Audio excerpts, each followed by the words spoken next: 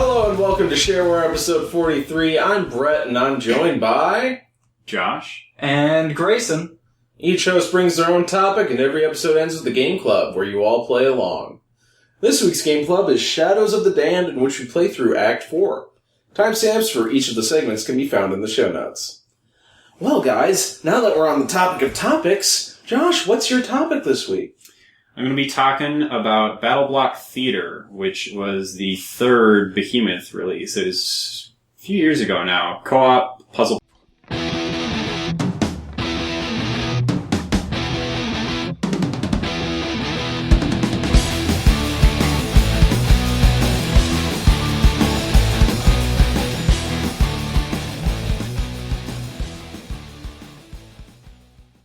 platformer. It's a fun game. There you go. And, Greyson, what is your topic? I'm going to be talking about Planet Coaster, so get your arms in the air. It's going to be a wild ride.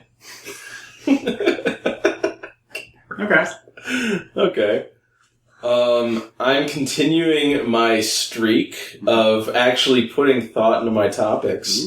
Because it seemed to go very well last time. Look at the big brain on Brett. Wow, that's a meme from a long time ago. It's not really a meme, it's more of a pop culture reference. If you don't get Pulp the Fiction. reference, go watch Pulp Fiction. Oh yeah, that's right. When he steals the soda. Yeah, I forgot about that part. That's the part I liked about the movie. That part makes me want Sprite every time. Yeah, It just looks so refreshing. It is rather refreshing. It has a clean taste to it. Does the guy who drinks the Sprite get his head blown off, or is that someone else? Everybody gets their head blown off. Especially, was it Marvin? Yeah. They saved the best for last. I- Spoilers for Pulp Fiction. I saw that whole movie, and I remember Marvin dying, and also the dude who, the dudes who end up in a bondage chamber, Mm-hmm. and then they end up just going their separate ways, even though they had a huge vendetta against each other because they shared a traumatic experience. Yeah. I liked that, because it was funny. Anyway, It's funny. my topic this week, we're going to be talking about Pulp Fiction. My topic this week, in actuality, is this. Okay. Set the stage for us. What is your favorite single-player game? And what is one thing you would change or add to make it better? Or even remove, I guess. You can remove something if something's just shitty. Yeah. There's probably a lot of games that could have a few things removed and be better. Yeah. Shall I begin? Yeah, I'll allow it. Okay. Very good.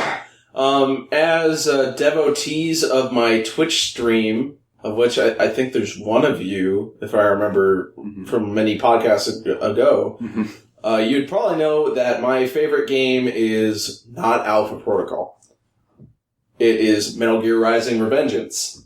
It's the best game ever made, except for Nier Automata, which is coming out on March 7th, and I'm going to shit myself waiting for that game.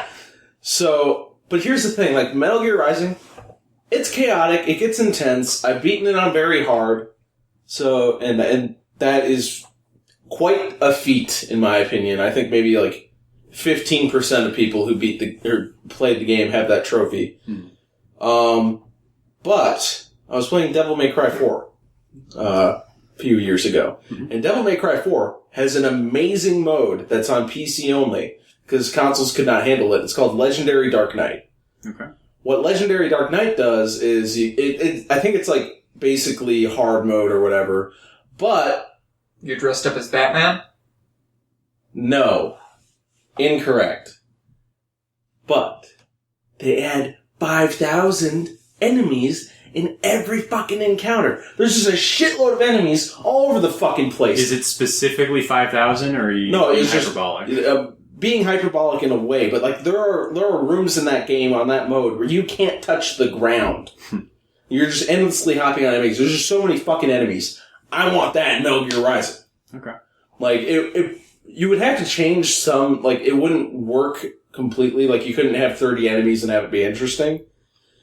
But man, just give me a mode where you're throwing every fucking enemy at me from every angle. Give me weird shit. Get real freaky with it. So you basically want a touch of, like, Dynasty Warriors thrown on top. Pretty much, I just want to be able to kill a shitload of stuff. Yeah. He wants it to be Dynasty Warriors, but really hard. Yeah. I could dig that. Yeah. But yeah, that'd be fucking awesome. I would just love it. I would just love it. I was expecting that to be a bit meatier. Not gonna lie. Well, sometimes simple is the right way to go. Yeah. What's simpler than hundreds and hundreds of monsters? Well, they're not monsters, man. They're cyborgs, and they got... I was thinking of Devil May Cry. I was actually about to bring out some plot spoilers, so good thing I didn't do that. I was talking about Devil May Cry. Or are they demons in Devil May Cry? In Devil May Cry, they are demons. Okay. I wasn't going to comment on the enemy contents of Metal Gear Rising because I've only seen like the first 30 minutes of that game, so I have really no idea where it goes in terms of opposition. Man, the game is so cool. Nice. My favorite single-player game is Mercenaries 2. That game was cool. I drank a lot of strawberry soda while I was playing it, so that's kind of where it's all tied up in there with strawberry soda. Mine's tied up with SNL because I was watching SNL clips all the time. While playing Mercenaries 2? Yep. It's weird how that happens. I have the same thing a lot of times with albums. Like, I got really into Bad Motorfinger by Soundgarden while I was playing Portal 2. So that music to the methodical puzzle solving and witticisms of the characters in Portal are, like, intrinsically linked in my mind. What's Bad Motorfinger again? Like, what's the standout song in that one? Probably like Jesus Christ Pose. Oh, I fucking love Jesus Christ Pose. I think I did really like that album. Yeah, it's got, I'd say it has almost all of their big singles except for the subsequent album, which had like Black Hole Sun and Spoon Man. Hell yeah. So Mercenaries 2. Sorry. It's like a combination of Grand Theft Auto and Metal Gear Solid 5. Mm-hmm. And I would like to add that the gameplay could be better. It doesn't play great. It's not really a concrete thing. I just want this game to be better. If it controlled like Metal Gear Solid 5, I would be dying. Okay. So wait, I never actually played it, but I mean, I've seen little bits of it. I have a general idea of what goes on, but are you just saying like it's like the gun feel and that kind of thing? Yes. Okay. Yeah. But kind of bad. My big change I'd make would be that the call downs, you cannot bind them to a hotkey.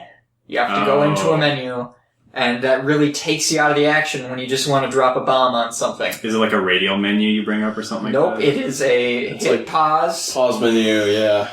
Go into this, ask for this. Yeah, Did we do that in Mercenaries 1? I don't know, I never played it. Oh, it's pretty fun. Yeah, that's actually, I mean, speaking of MGS5, that's like one of the reasons I didn't use a whole ton of the airstrikes, because I never got around to upgrading for the grenade call-ins, and using the menu was clunky. Want me to blow your mind? You can actually use it with the scope. You can order by default? them. Yeah, you can order them right there. Oh, I guess I just missed that. Yeah, it's really cool, and I don't know why they don't tell you. Huh. Yeah, so that's just like not mentioned by the characters or the tooltips? Nope, they might mention it like There's once. a tooltip for it. You just won't see it probably. Yeah, I guess that just... you only load like a couple times. Yeah, I guess I just missed that because, yeah, that would have been handy. I mean, there weren't really a whole... There's only one mission I can really think back to where I was like, oh, the airstrike was extremely useful and it was annoying that I have to keep pulling the menu up. Because by and large, that just wasn't my playstyle, but I probably would have thrown it in here and there more if I'd known that. It also tops your rank out at A, so I don't like to use them. Yeah, I use them in free roam when I'm messing around. Are they just like blatantly overpowered? Kinda. Oh wait, you're talking about in missions. Metal Gear now. Again, still. Yeah, okay, yeah. I thought you went back to... Mercenaries? Yeah. No. Yeah, I wasn't super hung up on ratings in that game, so that didn't really bother me, but... Is there any downside to using the Collins and Mercenaries? Or is it pretty much just... They use resources, but that's not really important because you have passive income and you can steal more. Okay, yeah, because I was going to say, it seems more like the kind of game where they just let you run loose, so... Did Mercenaries 2 have a PC version? Yes. It is on Steam. I might snag that. It's pretty fun. There's one part where, like, you have to protect a guy or something, but he's on top of a building, and that's not the place you want to be in Mercenaries 2 with full destructibility. Yeah. Also, protect the guy missions in a game that's, like, kind of predicated on, like, rampant wanton destruction seems a little counterintuitive. Isn't it called Fuel of Destruction or something? Yeah. Playground of Destruction. Playground of Destruction. Yeah, nothing about protect this guy for a while, is cohesive with the concept of a playground of destruction in my mind. Yeah, there's one thing I got hung up on. It's like a race. You have to get into a car and race. It was really hard, and I never beat it when in my rental time. Was the driving okay in that game? It was decent. It felt like GTA 4 driving. Okay, so maybe a little swimmy, but... It felt a little bit worse than that to me. Okay. So, general tune-up to the feel, and then instant call-ins. Yeah, yes. Yeah, I could definitely see how, like, trying to rampage and then having to stop and pull something up would kind of pull you out of the moment. I just came up with another favorite game tweak. Yeah. Okay. Metal Gear Solid 5, add Chapter 3. Yeah. I would like more call-ins, honestly. Yeah. It's funny that you bring up MGS5 because that was like my cop-out response. One of the first things I thought of. It's not my favorite single-player game, but MGS3 is one of mine for sure. I'm really bad at picking favorites, so nothing I'll talk about during this is really my one favorite. But if you just remade MGS3, even don't touch the graphics even, that's fine, I don't care. But just make it feel exactly like MGS5. Yeah. It would literally, that would actually be enough to make that my single favorite game of all time. Have you seen the Pachinko cutscenes? Yeah. Oh, yeah. Oh. They remade it in the Fox engine. Well, for Pachinko. You just can't play a couple scenes, like, it's kind of a bit more to ask to remake the rest of the game and then also make it not break when it's not a static scene. Yeah, but God, that was cruel though. Those Pachinko cutscenes look really so good. They are really pretty. Yeah, I mean, in a fantasy world, like I would fork over. I mean, I would pay like stupid amount. Like I'd probably pay like $150 for a MGS3 that looked as good as MGS5 and had the same like tight controls and like some more of the versatility in your kit that MGS5 allowed for. And then they balance the environments around. Yeah, those they'd options. have to change all the boss fights because they'd be a breeze. Yeah, the boss fights weren't great in the first place in some ways. So yeah, there would definitely have to be overhauls. It would have to be. It would be like a Twin Snakes thing, but done right, where you can't just like gimmick your way through fights with first person mode because it wasn't in the original release. Yeah, it'd actually have to pay attention and fix that. I've never beaten Metal Gear Solid 1. Yeah, neither did I. Like I played Twin Snakes and I got to just after the first phase of Rex, but I was literally down to the minute of like I have to go and return this to the rental. Oh, that's too bad. Like it was really bad. Yeah, I've seen the entirety of every Metal Gear Solid release outside of Acid. I guess it's not technically Solid because it was Metal Gear Acid. Mm-hmm. So forget that. But Portable Ops, I haven't seen, even though that game has a really good song. Yeah. Search. I think I've had you listen to it before. Calling to the Night. Mm-hmm. Oh yeah, I remember that. Yeah, oh my god. But that's not even fully canon anymore. Yeah, I think it basically got remade in Peace Walker. Are you humming? Yeah. Calling to the Night. Oh, okay. All right, I can forgive we'll that. Let that slide. Yeah. But yeah, I've seen all the mainline ones and Peace Walker, but the only two that I've actually physically played from start to finish were 3 and 5. Oh man, 2 is pretty fun.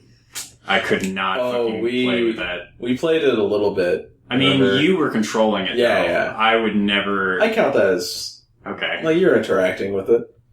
Well, sure. I cannot. Like 3 got just enough to the point with the controls that I could handle it, if not enjoy it by and large. But 2, I tried and I couldn't finish the tanker sequence. Oh man. Like it was unbearable. I think Metal Gear Solid 2, it might be my favorite one. Yeah, I hear that a lot. There's definitely, it has a lot going for it that like you don't really get a ton of out in the other games. Like I feel like there's more surprise in that one than in maybe any of them. Yeah, and also, I mean, the plot is just, I'm just kind of artistically impressed by the fact that it's still very relevant. Yeah, it's super ahead of its time thematically, for sure. I fucking hated it the first time I played it. It didn't make any sense in the context of 2002. And I was like, 9? Yeah, even a lot of people that were adults when that game came out were just like, what the fuck are you talking about, you crazy man? Well, I was actually pretty on board with it, though, because I was in this phase... like the Tony Hawk minigame. No, I fucking hated that. I really hated that. Not to shut you down or anything. That was kind of... But yeah, I was in this phase where I didn't want to play video games. I just kind of wanted to watch them happen. Oh. And at this point, Let's Plays hadn't really caught on yet. Yeah. Like, I did end up getting to the point where I would just watch entire playthroughs of JRPGs, but with no commentary. I would just sit there, and I watched Xenosaga, the entire series. I just watched someone else play it with no commentary, just kind of stone silent, and that's all I wanted. So in that end, Metal Gear Solid 2 was great, because you do not play that game much. Yeah, I definitely watched the Metal Gear Scanlan playthrough on Giant Bomb, and I was, after seeing everything that I didn't get to, I was definitely glad that I wasn't holding the controller, but it was a very fun ride. Yeah, I can understand that. To my actual response to the prompt. Oh, we hadn't hit that yet. I thought it was MGS3. Yeah, no, that was just like my cop-out easy answer. It's just like, make it MGS5, but the story in setting 3. Fucking good answer, though. But I kind of had to just pick one out of a hat, because like I said, I'm bad at favorites, and this is one that I specifically had something in mind that I wasn't super satisfied with. In every other respect, Nuclear Throne, I think, is pretty much a flawless game. I fucking love it. I've got like 500 hours in that thing. But the throne system, which is basically their equivalent of like Halo skulls or like the gods in Bastion, where you put modifiers that limit yourself and then give you other benefits, is really half-baked in Nuclear Throne. I find that generally speaking, because they're optional, I pretty much just skip them on almost every run unless I'm doing a very niche build, which is kind of the main issue with them. A lot of them do like stat-based changes where it's like, okay, you have less health, but enemies drop health more frequently and stuff like that. It's just kind of like tweaking numbers around. Huh.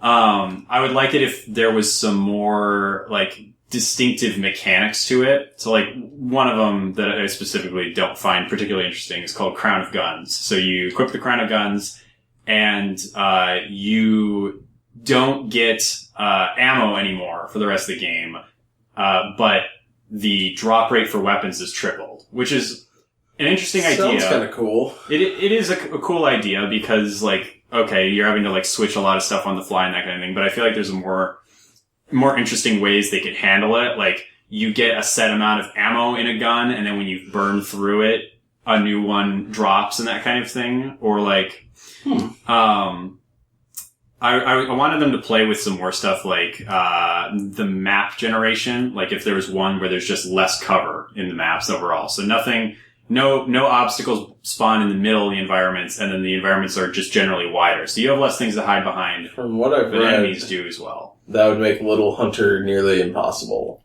It depends on how you build. There's a few distinctive ways you can handle the Little Hunter fight, but he's pretty hard especially for newcomers. He's kind of one of those, you have to like rethink the way. Yeah, he's kind of a skill gate, and he also like makes you rethink the way you're playing the game a little bit at that point, more so than a lot of the other bosses, which are just kind of like tankier, and have more damage output potential. Or like roll a different mutant every stage, and you keep your mutations, but every time you start, you have a different mutant, so it recontextualizes those mutations. If I were to do that, I would add a character that you can only access like that, and it's all random, but he would be like, I don't know, something funny.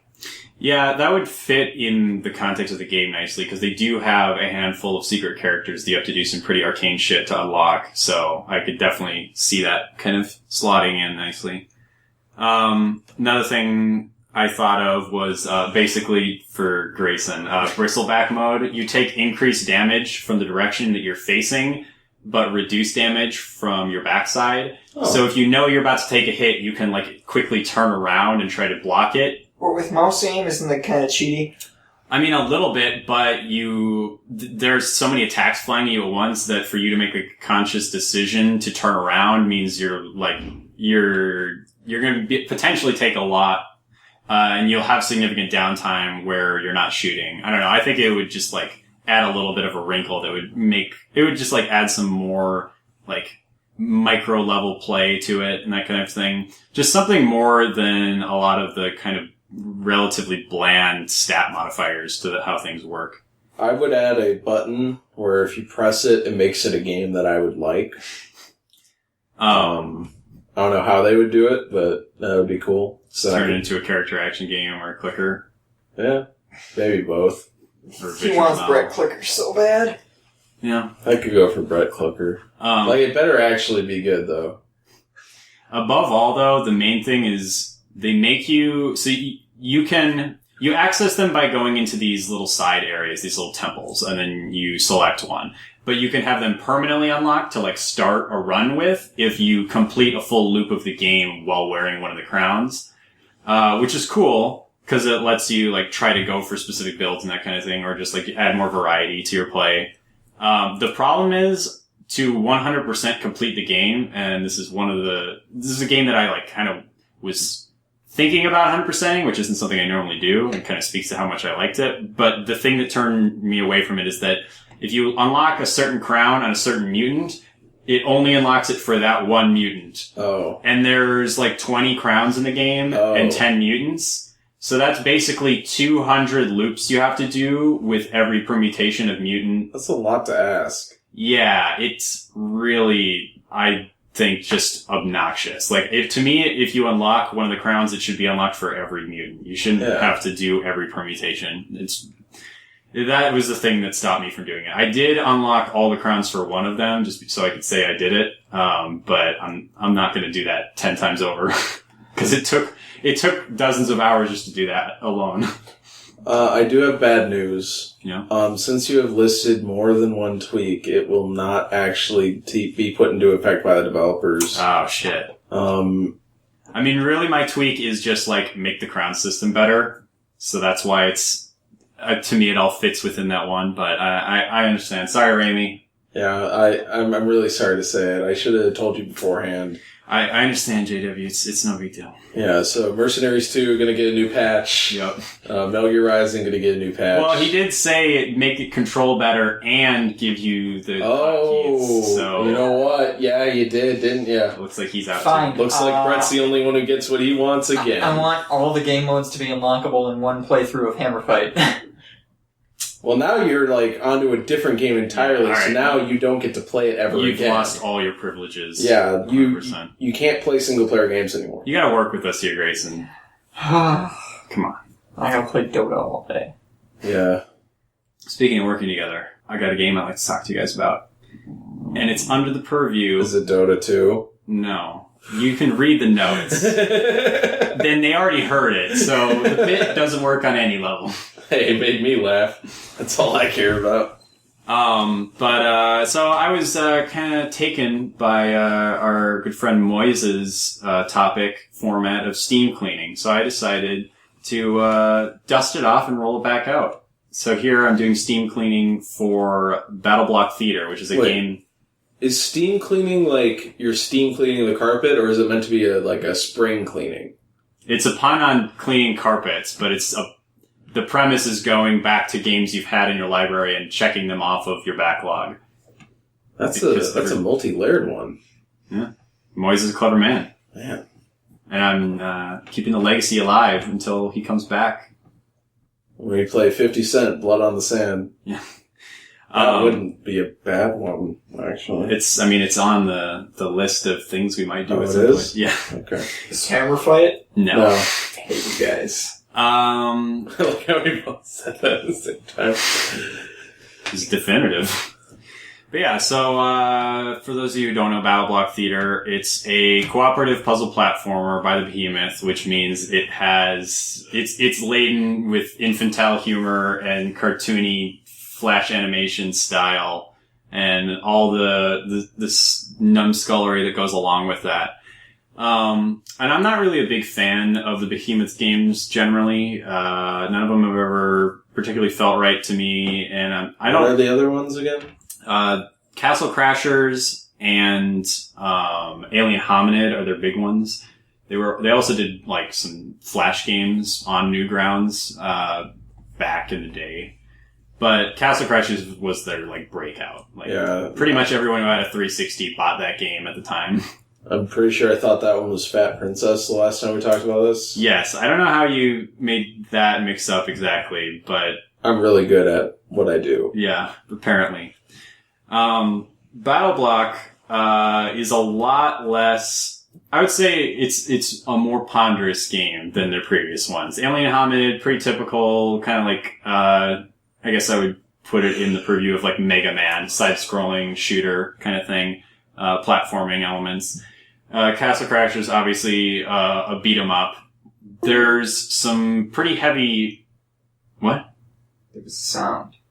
You okay? No, it was a sound. Brett's looking at me like I made the sound, but no, your computer made the sound. I think the house or the apartment complex was settling or something. It was a boop. I'm pretty sure it was him hitting the radiator. All right. Well, it's not that important either way. Thank God. Oh, it was Discord. I see. Oh. The mystery is glad we solved that on air. That's good use of our time, Greyson. Appreciate the distraction. It's more of a puzzle platformer.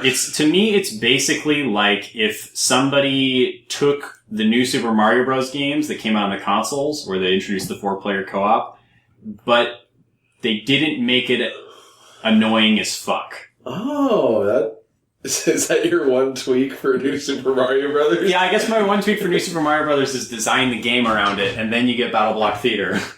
Because, for those of you who don't remember, there's like collision and that kind of thing in New Super Mario Bros. Like you can bounce into each other and fuck up each other's jumps and that kind of thing, and it basically turns what would normally be like a frenetic skill-based platformer into something where everyone's like tiptoeing around each other or just embracing it and actively ruining each other's progress. Which is pretty fun. Your mileage may vary. Usually you have to drink a few beers. But then it's really fun. That's most Mario games. Mario Party, Mario Tennis. That quality is still very present in Battleblock, though. I would say Battleblock is the ultimate co-op game for having a few beers over.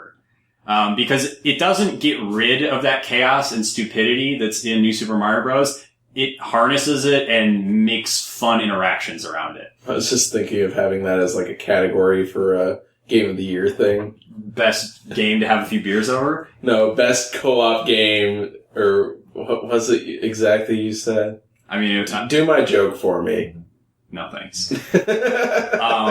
But like New Super Mario Bros., there's collision between the players. You can like stand on each other's heads and that kind of thing. But they've actually put in specific mechanics that turn that into something that is a component of the level design. So you can like boost each other up. When someone's standing on your head, you can shove them up like you're setting a volleyball. You can do this move where you like place your hands out in front of you and the other player walks up to you and you just fling them behind you like a catapult. Oh, that sounds fun. And launch them. If you're standing up on a ledge, you can reach down and pull up the other player. Oh, like Last of Us? Yeah, kind of. I think Uncharted did some of that too, pulling up. Yeah, especially 4. Yeah. But yeah, basically there's just like a lot of thought put into like how many different ways can we have the two players physically interact with each other as opposed to just like you stand on this button, it opens this gate, I go stand on the other button, etc. And there is a lot of that, but it's layered in with these like physical interaction mechanics that give it a wrinkle that I don't think I've really seen in another co-op puzzle platformer. There's also great collectibles. Yeah, that's true. You, like Castle Crashers, there's like a billion different cosmetic things to equip. You like change out your heads, and get a bunch of different weapons. The weapons are, I mean, they're all basically equally effective, but just like in different ways. Like there's like a discus you can throw that's like a straight attack, or you can lob grenades, or there's like a flamethrower that's short range and that kind of thing. they're mostly just like up to personal preference. They don't really have mechanical variants in a major way because there's not a whole ton of combat in this. But it's a really great way they do a really great job of harnessing that kind of like haphazard nonsense that happens in these kinds of games where you can like work together, but you end up fucking each other one another inevitably. No, I thought you just fuck each other. Like, that sounds like a fun game. Yeah, they don't go quite that sex. far. There's more poop jokes than sex jokes in your typical Behemoth game. Hey, who's to separate them, right? Yeah. Some people, yeah, good for them. If you're not fucking the literal shit out of your partner, you're not having sex. And you would know. Yeah, I have a lot of sex with a lot of, poop. Yeah, a lot of poop. Good time. No women yet. Working my way up. Getting my practice in. Yeah. You start at the bottom, work your way to the top. It's not Battleblock. It's the end of That is how it works. So you start at the bottom, you work your way to the top. Yeah, that's true. I would say it's... I go to a lady like, my penis was in poop before it was in you. Is this before you've had sex? Yeah. This is before you seal. That's how you seal the deal. It's like, you ever been fucked with a poop dick? You will now. Only if you want it, though. So yeah, I'm not a big fan of the Behemoth sense of humor, but that'll appeal to some people. You like mine, though, right? Not a big fan of this style of humor. But it's easy enough to skip over. It doesn't really impede the game in any way. You can just kind of make it into just a problem-solving thing. But yeah, if you have a buddy that it's online or local, so you don't necessarily need multiple copies, but it goes on sale for pretty cheap these days. If you're looking for a good co-op experience, I would actually rank it like pretty highly. I played it back when it first came out and it did not click with me, but it ends up getting more sophisticated than it lets on at the beginning, which is not what I expected out of the Behemoth. But now that they're making a turn-based tactical RPG, I mean, it seems like they're kind of going in a headier direction in terms of their mechanics. So it's kind of cool to see. So if you want to play it with someone, buy it for me, and I'll play it with you. Once in a while. So, guys, you ready for a wild ride? We're going back to the wild ride. Woo! No I can't visual wait to get on gags. Mr. Bones' wild ride. All right. So you remember playing Rollercoaster Tycoon? I do, actually. Yes. I had number 2. It is now out on Android and iOS for about Number $5. That sounds nightmarish. There's a Uh, lot of little buttons in that game. yeah. But Yeah. from the developers of Elite Dangerous Oh. comes Planet Coaster. And just like Elite Dangerous, you gotta be willing to make your own fun. Okay. Does What that- else has the dev team behind Elite Dangerous Yeah. made? Because that right there is already a very all the clever- other Elite games. That's it? They've made some other stuff. I just don't remember what I it like is. to imagine that they're just like, Elite, Elite 2, Elite 3, Elite Dangerous, roller coasters. They have most of the team from the original Rollercoaster Tycoons, though, for this game. Oh, okay, cool. And this came out a week after Rollercoaster Tycoon World, which has been trashed down. Abortion, I believe it's called. Something like that. Wasn't it like, was it free to play MMO? Nope. It's just universally panned, and it's a $60 release. Wait, Wow. is it an MMO at all? I thought it was an I MMO. don't believe so. Why the fuck are they calling it World then? I don't know. This is kind of the new SimCity to City Skylines. Where someone else eats their lunch on it? Yeah. Yeah, they've been dropping the ball lately with their... Is it Maxis? Is that the Maxis studio does that did SimCities. SimCity? Yeah, and like all their kind of old Simmy or management-based games, they haven't really been on the ball with them lately. Somebody's gonna come along and make a new Sims called The Simulations. Sins. No, it's gonna be called Sins. It's gonna be like you're controlling demons and you have to like the meters are all the 7 sins. And you have to keep them I think high. that's already a game. Or they do a Life Sim RTS crossover and do Sims of a Solar Empire. Ha! Ha! Okay, I got All 2 right. laughs precisely out of that. That's pretty cost efficient. I'd say that paid off for me. So you know how in Rollercoaster Tycoon 2 and 3 it like shipped with a bunch of rides pre-made? Mm-hmm. This one only has a couple. Everything else you gotta do yourself. I saw a time lapse of someone like painstakingly making a roller coaster that just kind of fed into a big rock penis, and then you came out the tip of the penis. And this is in It was a water coaster? Yeah, it was Okay. it was a water park ride. Hey man, that's what you think is a good deal. It's like if your penis pissed into itself endlessly. It was fun. But I mean, you could do That's that what at getting home. your tubes tied means. that's An you just Ouroboros kinda gotta make everything yourself. Like there's a few pre-made shops, but if you want a certain style of shop, you gotta play with the decorations and the what are they called? The polyhedra they give you and make your own shop. Like, the thing is, though, is like, I mean, for me, that would be a problem. But it doesn't seem like the Planet Coaster guys are going for people like me. Like, they're going for people who want to make their own fucking theme park. Yes. And that's, for people like you and me, that's where the Steam Workshop comes in handy. You have everyone else play the game for you. Yes, because I just want a roller coaster sim. Like, I You just just want a wanna- management game. Yeah, I can understand that. Okay, so you're more interested in, like, the park? Yes, I'm aspect. more interested in the business and, like, getting high ratings. Is there enough complexity to that, like, economic side? Yes. Okay. They added training your employees and having your employees get pissed off because they're not Okay. paid enough. Is this the game with Chief Beef? Yes. Okay, alright. And Cosmic Cow.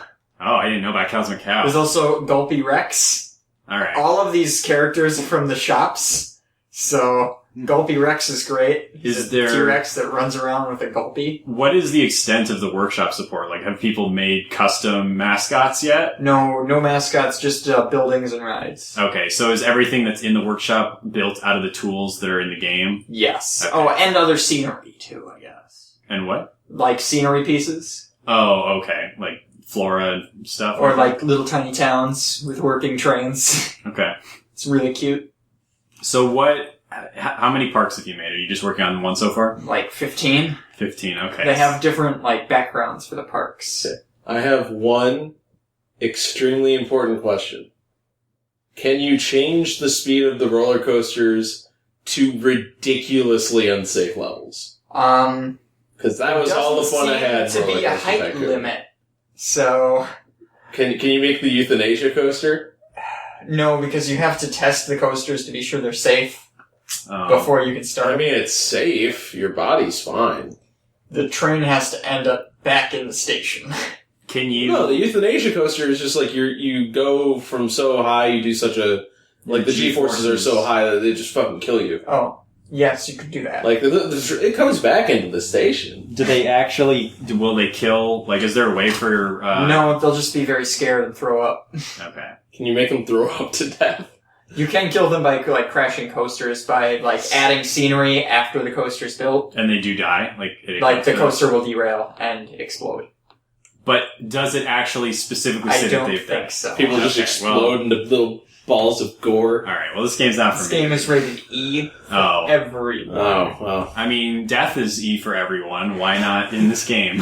I remember in Rollercoaster Tycoon, I had two power towers next to each other.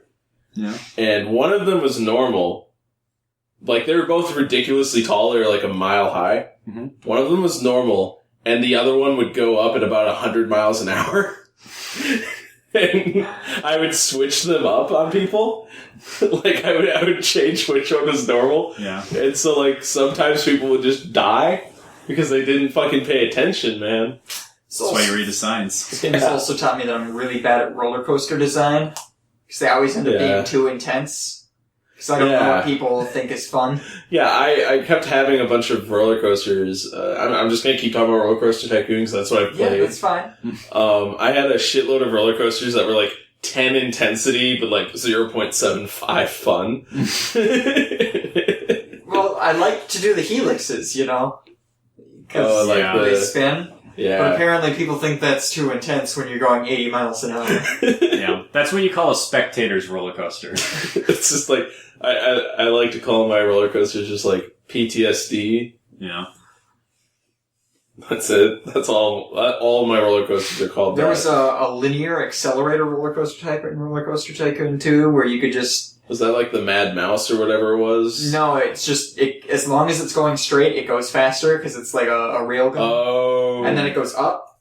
And I build those, and you just build them at max size all the way across the park, and it'd be the most popular roller coaster in the park because it's fun. And it's exciting without being intense. They had one of those at Cedar Point, I believe. Do they have similar metrics in Planet Coaster for how people are receiving your rides? Yes, they have a nausea, a fear, and a fun. Okay. So do you want a little bit of fear? Yes, the fear is red in the 0, red in the 10, but 5 in the green. Green in the 5. Yeah, okay. And then nausea you always want low, I'm assuming? Yes, because you do not want people throwing up. Okay. Because that ruins their roller coaster experience. Yeah, that makes sense. One time I was at Ballet Fair with my friend, and it was both of our birthdays. We shared a birthday. Mm-hmm. And he really wanted to go on Steel Venom. But Steel Venom scared the shit out of me the first time and only time I rode it. So I said no, and my aunt gave me a ton of shit over it. She's like, why don't you do this for your friend? Why doesn't he ride himself? Because it's scary. Well, we were like 10. Yeah. So, like, he would have had to wait in line on his own, I guess. I don't know. And I was like, I'm sorry, it's fucking scary. Yeah. I don't want to go on a scary thing. I do like having the first person ride the roller coaster mode. Oh, that's cool, yeah. And that was in 3, but in this one it's even better. Is there any VR support? Oh, fuck. Probably not. Then you can have your own That'd be fear great. ranking. Yeah. I do get, like, a little bit of, like, not motion sickness, but, like, feeling like I'm Do you there. actually put your hands in the No, air? I've never done that. I'm always, like, a white knuckle roller coaster rider. Yeah, I can understand that to an extent. I try to throw the arm raising in when I'm on roller coasters, but it never really feels like it's adding to the experience, and I just give up and put my hands back down on the bar. Like, I don't know. It always looks like people are having more fun when they do it, and then I try it and it's just like, yeah, my arms are in the air. That's like the cum shot of roller coaster riding for you. Okay, that's a metaphor I guess you can stand behind. Anyway, one time my uncle raised his hands on it was like Space Mountain or something. It was in Disneyland. And they came right off.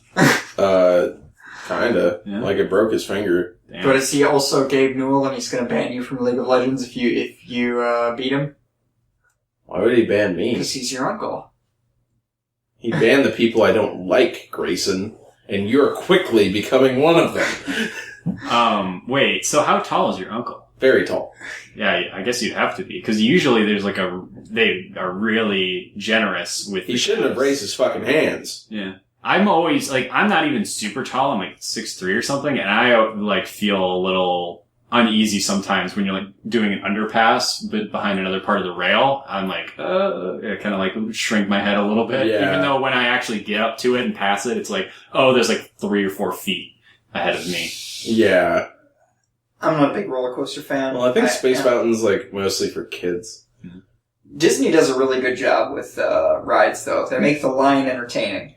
Oh, yeah. I remember it was, like, you got Buzz Lightyear's, like, you met all of Buzz Lightyear's friends or something. Yeah, I actually hadn't been to Florida for a super long time, but until very recently, like in the last couple of months, we went to Orlando and we did Universal stuff. And on the whole, the line experience has been drastically improved. Like all the like the last time I went was like over 10 years ago. And back then, you didn't even have a wait timer on all the rides. Like some of the newer ones would have it. Now, like literally everything will tell you how long you have to wait. And there's like lore shit that's like videos being played while you're waiting to get on your rides and that kind of thing. Sometimes with like actors, sometimes on monitors. It's just like miles better than it used to be, where you're literally just standing and just trying to make conversation for 45 minutes. There's one there called like Double Dragon in Universal, isn't it? Dueling Dragons. Dueling It's Dragon. the Harry Potter roller coaster. That one. If it was really Double rough. Dragon, that would be dope. You're punching. Yeah, that'd be shit. fucking cool. Would you like a Double Dragon roller coaster? Yeah, that'd be okay. Would it be a little too intense? I mean, I'm not a big Double Dragon guy, but I think the aesthetic of Double Dragon could make for a cool coaster. What were you saying though about Dueling Dragons? Like, I had to wait like 2 hours. Mm-hmm. And like, the thing is, I was still genuinely afraid of roller coasters, but they kept making me go on them. Because they thought being scared of roller coasters was stupid. Jesus. What the fuck? These are shitty people. Like, I mean, maybe they're great in other respects. I don't know. No, not really. That's fucked up. No. But, hi, Aunt and Uncle. Are you familiar with Kimmy Schmidt? Are you talking to me? Yeah. Because, yes, I've watched her mom's a coaster head. Are your aunt and uncle coaster heads? No, they just thought it was stupid that I was scared of roller coasters. Oh. But, like, the wait, it was like a 2 hour long wait, and it just made it so much worse. Because it's one of those ones where, like, your legs are dangling. Yeah. Yeah, you're, like, in a harness, basically. I really didn't like that at all. Oh, I love those. Those are way... Are you insane? It's like... What if you fall? What if you die? I've never died so far. Well, what if you were the first? And like, that's all that was running through my head. And they're just like, dude, it's fine. Yeah.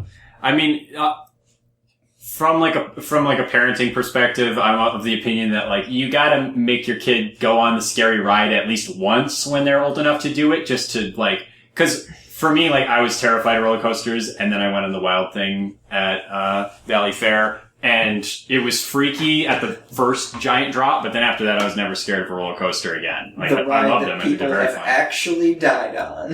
That's why it's wild, not the mild thing, which is like down the road. Yeah, it's actually like a couple blocks away. So yeah, I mean, you gotta like push the boundaries in that way, like it's a personal growth thing, but it's also like they'll have more fun that way eventually. But if you've repeatedly tried and you know for sure, like at a certain point, you only have to go on scary roller coasters like a few times to be like, yeah, I'm good. Like, that's not my thing. And at that point, it's just like torture. Like, I don't think anyone's ever going to change their mind about enjoying coasters like 20 times into them, really. I did eventually, just because I got so inured to the constant terror. And there was actually one time where I was with my uncle, a different uncle, on the Wild Thing, and he was freaking out, and I literally kicked my feet up on the thing while we were climbing up. And I was like, hey, look, we're almost as tall as the power tower. Pretty scary, huh? I was being a complete fucking dick. It's funny. So, there is a roller coaster that I think you would enjoy in Planet Coaster called the X Dimension Coaster. Yeah, how does the X Dimension go? So, you know how there's those floating roller coasters? The floating things are on motorized spinners. So, like, if you're going through a loop-de-loop, you can stay straight up and down the whole way through. But I don't design the roller coasters because that's too much micromanagement for me. So when you are in the designer, do you get to choose the orientation at any point? Ooh, so you could have the movement spinning one way and the body spinning opposite. Okay, so I have an idea for a segment. Once we get rich, put me in these things with a VR headset. Yeah, and you could just see what happens. Fall off a chair. Jesus. Yeah, I'm just like crying, but you can't see it because of the headsets. This needs VR support because there's a couple roller coaster designers in VR now, but they're all like pretty limited. A lot of them are like you're drawing out the paths with the like motion controllers, which is like nice and intuitive and quick, but you don't really get a lot of precision in terms of like, oh, I want it to be at this angle and like I want to produce this exact momentum shift and that kind of thing. So yeah, if you could have like a fully like featured roller coaster designer like this game seems to have, and also have a VR spectation mode, that would be pretty fucking awesome. And then you could rate your own nausea score and have that influence the rating. Elite Dangerous has full VR support, so yeah, I have wanted to try that. That's true. The devs have familiarity with the tool sets, so like I feel like that would kind of make Elite Dangerous for me. Like I would home, you sit down in your space trucker. Hit the AC, bring it down like 20 degrees, and then just get all set up. Yeah. With your HOTAS. Yeah, man, that'd be kind of cool, honestly. That's the primary post on the Elite Dangerous subreddit is, hey guys, check out my cockpit. And it's Has just anyone like just showed their penis yet? No, it's just a chair with the HOTAS and the Oculus Rift, or like 6 monitors. Yeah. Whenever I see people with 6 monitors, I'm just like, really? I mean, a lot of people really care about simulation. If you go on Amazon and look at flight simulation accessories... Okay, that's fine. They're insane. Why aren't they getting VR then? Why are they getting 6 monitors? Well, up until recently, it wasn't an option for most people. Well, that's true. And it's still, like, it's only within the last handful of months that you can even get one within a reasonable time of ordering it. Isn't that true? But let's assume that these people are stupid and idiotic and dumb, and now I look better. Okay, there you go. Well done. Think of it that way. So, do we have any emails this week, Josh? No emails. Don't ask during the show if you're going to go like, "Whoa," when we don't get them. If you want to make me happy, please write into... Well, they're not going to do it if you... sharewarepodcast@gmail.com. If you want to upset Greyson, write into sharewarepodcast@gmail.com. If you want to make him cry like I cried on roller coasters... Yeah, we're still doing our email giveaway. Someone just fucking take Uplink. Jesus Christ, people. I just want to get rid of it. I think this is a confirmation that you're weird for liking This is a cry for help. I mean, if I was giving away copies of Hammer Fight, I'm sure we get hundreds of emails. It's true. Hammer Fight, national phenomenon. I did feel better when I looked at another podcast that has like 135,000 listens and like 20 comments. But yeah, so that sets us up for this week's Game Club. Don't do it. I know you're thinking of doing it. Keep your mouth shut. No, god damn it. Oh, you made me sick.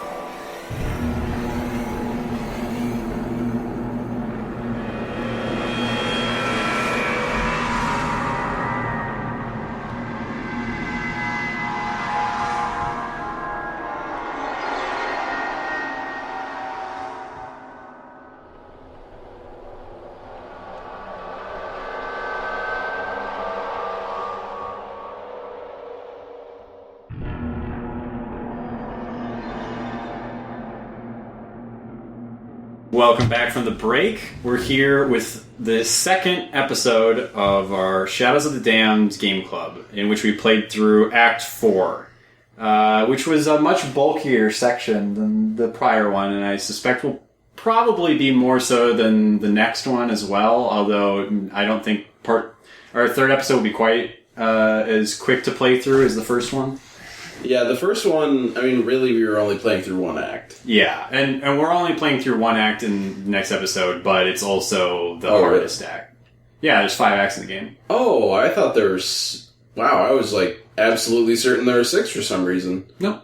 I think it's because, there might be an epilogue that's called Act 6, maybe? Yeah. Or something like that, but I'm 90% sure that there are 5 acts. Oh, you know what? I think the reason why I thought this was because at the very end, this isn't really important, but the tower that you see when you're entering Act 5, it looked like it only went halfway up, so I thought Act 6 would be... Oh, it would be leading into the next... Yeah, Act 6 would just be the huge fucking tower. Mm-hmm. Yeah. Well, we had just dealt with George, right? Yes. Or is it Henry? I'm trying to remember his name. No. Georgery. I'm pretty sure it's George. Alright, yeah. We dealt with George in his demon form. I think Henry might be our fuck you guy. Oh, the crow? I think so. I just called him Birdman. It's the stinky crow. It's the stinky crow. Stinky crow. Puta madre. So we get a little backstory on the Sisters Grimm, which it kind of felt like we should have had some inkling of them before halfway through the game, because they're such pivotal characters in the hierarchy of the demon world. I guess nobody gives a shit about the outlying, much nicer looking city. Yeah. Yeah, there's definitely some class disparity going on in the underworld, because as we move through this and the next act, you start to see very different locales. It's weird though, because the shit close to Fleming's Tower, kind of skipping ahead, the shit close to Fleming's Tower, it looks like a fucking shithole. Mm-hmm. But the outlying regions are a fairly nice city, a little bit of gore. Fleshy bits. Kind of makes sense, though. I'm assuming Fleming just kind of, acts on his whims consistently, so he probably just tears shit up around his, backyard. He doesn't really give a fuck. Yeah, but Johnson also kind of implies that this is, a good neighborhood. So I guess demons just like really shitty places. That would make sense, too. Yeah. I'm sure there's a lot of different ways you can interpret it, as with much of the rich symbolism of the Shadows of the Damned mythos. But yeah, the mythos as it comes to the Grim Reaper is that it's actually 3, and they were once beautiful women, unjustly slain, so Fleming gives them the power to slay others. They're the only people who can permanently put down a demon in the underworld. So you kind of expect them to be a pretty tough fight, but when we meet the first one, it's pretty simple. Yeah. Once you get it, yeah. I was being kind of stupid.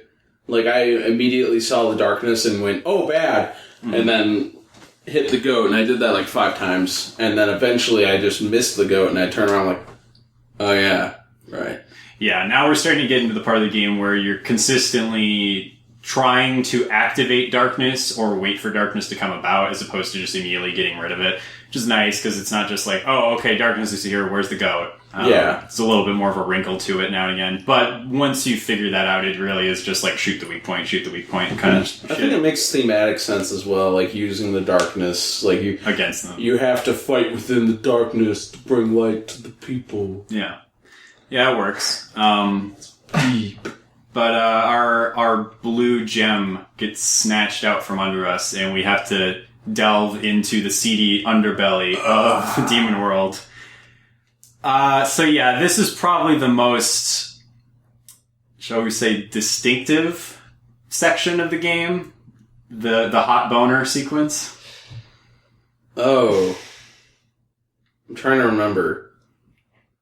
Oh, wait, no. I mixed it up. This is where we get the, it's after the second sister that happens. After the first sister, you get the hot boner, which is, the bombs that you can light. Yeah. I was wondering, That was fine. I wasn't like, holy shit, I can bombs. Yeah, I got mixed up. I do not like the bomb puzzles. I think they're fine. Like, they're not really puzzles, but like the walls. Yeah. Yeah, I mean, it's just tedious. That's no fun. I guess. It takes like 2 seconds. I kind of liked it. I don't know what broke in my brain. I just like kind of tedious things. To me, it's just really fast. Like, one thing I would say is you don't have to put... You know how there's those little indicators? Those are the weak points. You don't have to put a bomb on everyone. You just have to have all of those points in the AoEs. So you only have to put down like 4 of them to get the whole thing. I was wondering how you got it done in like 2 seconds. Yeah, I mean 2 seconds is probably an exaggeration, but it doesn't take super long. It is one of those things where like, I don't know, that mechanic almost would have made a little more sense in a game that had like backtracking or something, because it's like, oh, like what are these cracked walls? Yeah, it feels like a Metroidvania. Yeah, or like Zelda kind of thing, where it's like, oh yeah, come back to the village and go blow up that cracked wall. So, this might be kind of spoilers. Is there a New Game Plus where you keep the hot boner and stuff, or do you always get that at that point in the story? You asked about the New Game Plus last game too, because you're talking about upgrades, like trying to get all the red gems slotted in. Like I said, I don't remember if there's one. I don't think so. No big deal. But yeah, like blowing up the walls is like you see one and you do it. But I think that it's more interesting when it comes into play in like combat encounters and that kind of thing, because it's pretty versatile. Like there's some enemies that you have to use it on, like the guys with the cracked armor and that kind of thing. Like that's a no-brainer. No, I actually. Well, if you want to shoot them in that spot. Oh yeah. I always felt pretty good though. Like it almost felt easier to just take out the Skull Cushioner and just hit him in the head twice. Mm-hmm. And then their head pops off, and you just feel real satisfied and happy in yourself, and fulfilled as a person. Or like flipping the rolly guys, like you can have them ram into walls, but sometimes it's easier to just knock them over with the hot boner. The rolly guys, they kept rolling into each other. Yes, like I had that happen a couple of times. That's really nice, because then you get them both knocked over at the same time, and then you can use.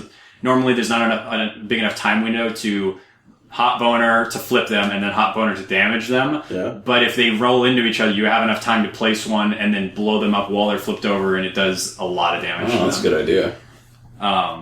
So sometimes I'll like set a trap with it, stand right by the bomb, have them roll, and I roll outside of the AoE and then shoot them when they're flipped up against a wall. That's pretty clever. It's a faster way of dealing with them. But yeah, there's like, that's where I think it gets more interesting. There's a lot of things where it's like optional to use that mechanic, and the game doesn't really imply that you should, but it's just like you can think of a lot of creative ways to deal with stuff using it. And it's just like nice to have crowd control in general, because up until this point you're pretty lacking in that respect. Yeah, it never actually occurred to me to use the hot boner for combat. You're just using it for puzzles? Yeah, like I was just kind of like, that's fine. Yeah, maybe try throwing it in now and again. It's not one of those things where it's like, oh, you didn't do it. Like, I don't know how you got this far. But, like, it's helpful. You can do some cool stuff with it. I probably pop it out at least once during an encounter for some reason or other. Although that's less true as I move forward with my upgrade path. But I'll just talk about that now. So I've decided to... because I played this before, I've decided to just pick all the things that I would have never picked the first time, just to give myself a completely different build, change things up. And I'm pretty surprised at how good the things I ignored my first playthrough are at handling combat encounters. Because I pretty much went all into like damage and capacity for the firearms, and then like a lot of health. Yeah. Just basically handling it like Resident Evil 4, just trying to get out shots. Here, like I said, I put everything into the light shot originally. When I maxed out every capacity of the light shot, from the size to the rate of fire to the stun duration, now I've gone for the torch, and I've gotten the torch charge speed up to maximum. Yeah. Probably takes, I'd say, about a quarter of a second to charge the torch up.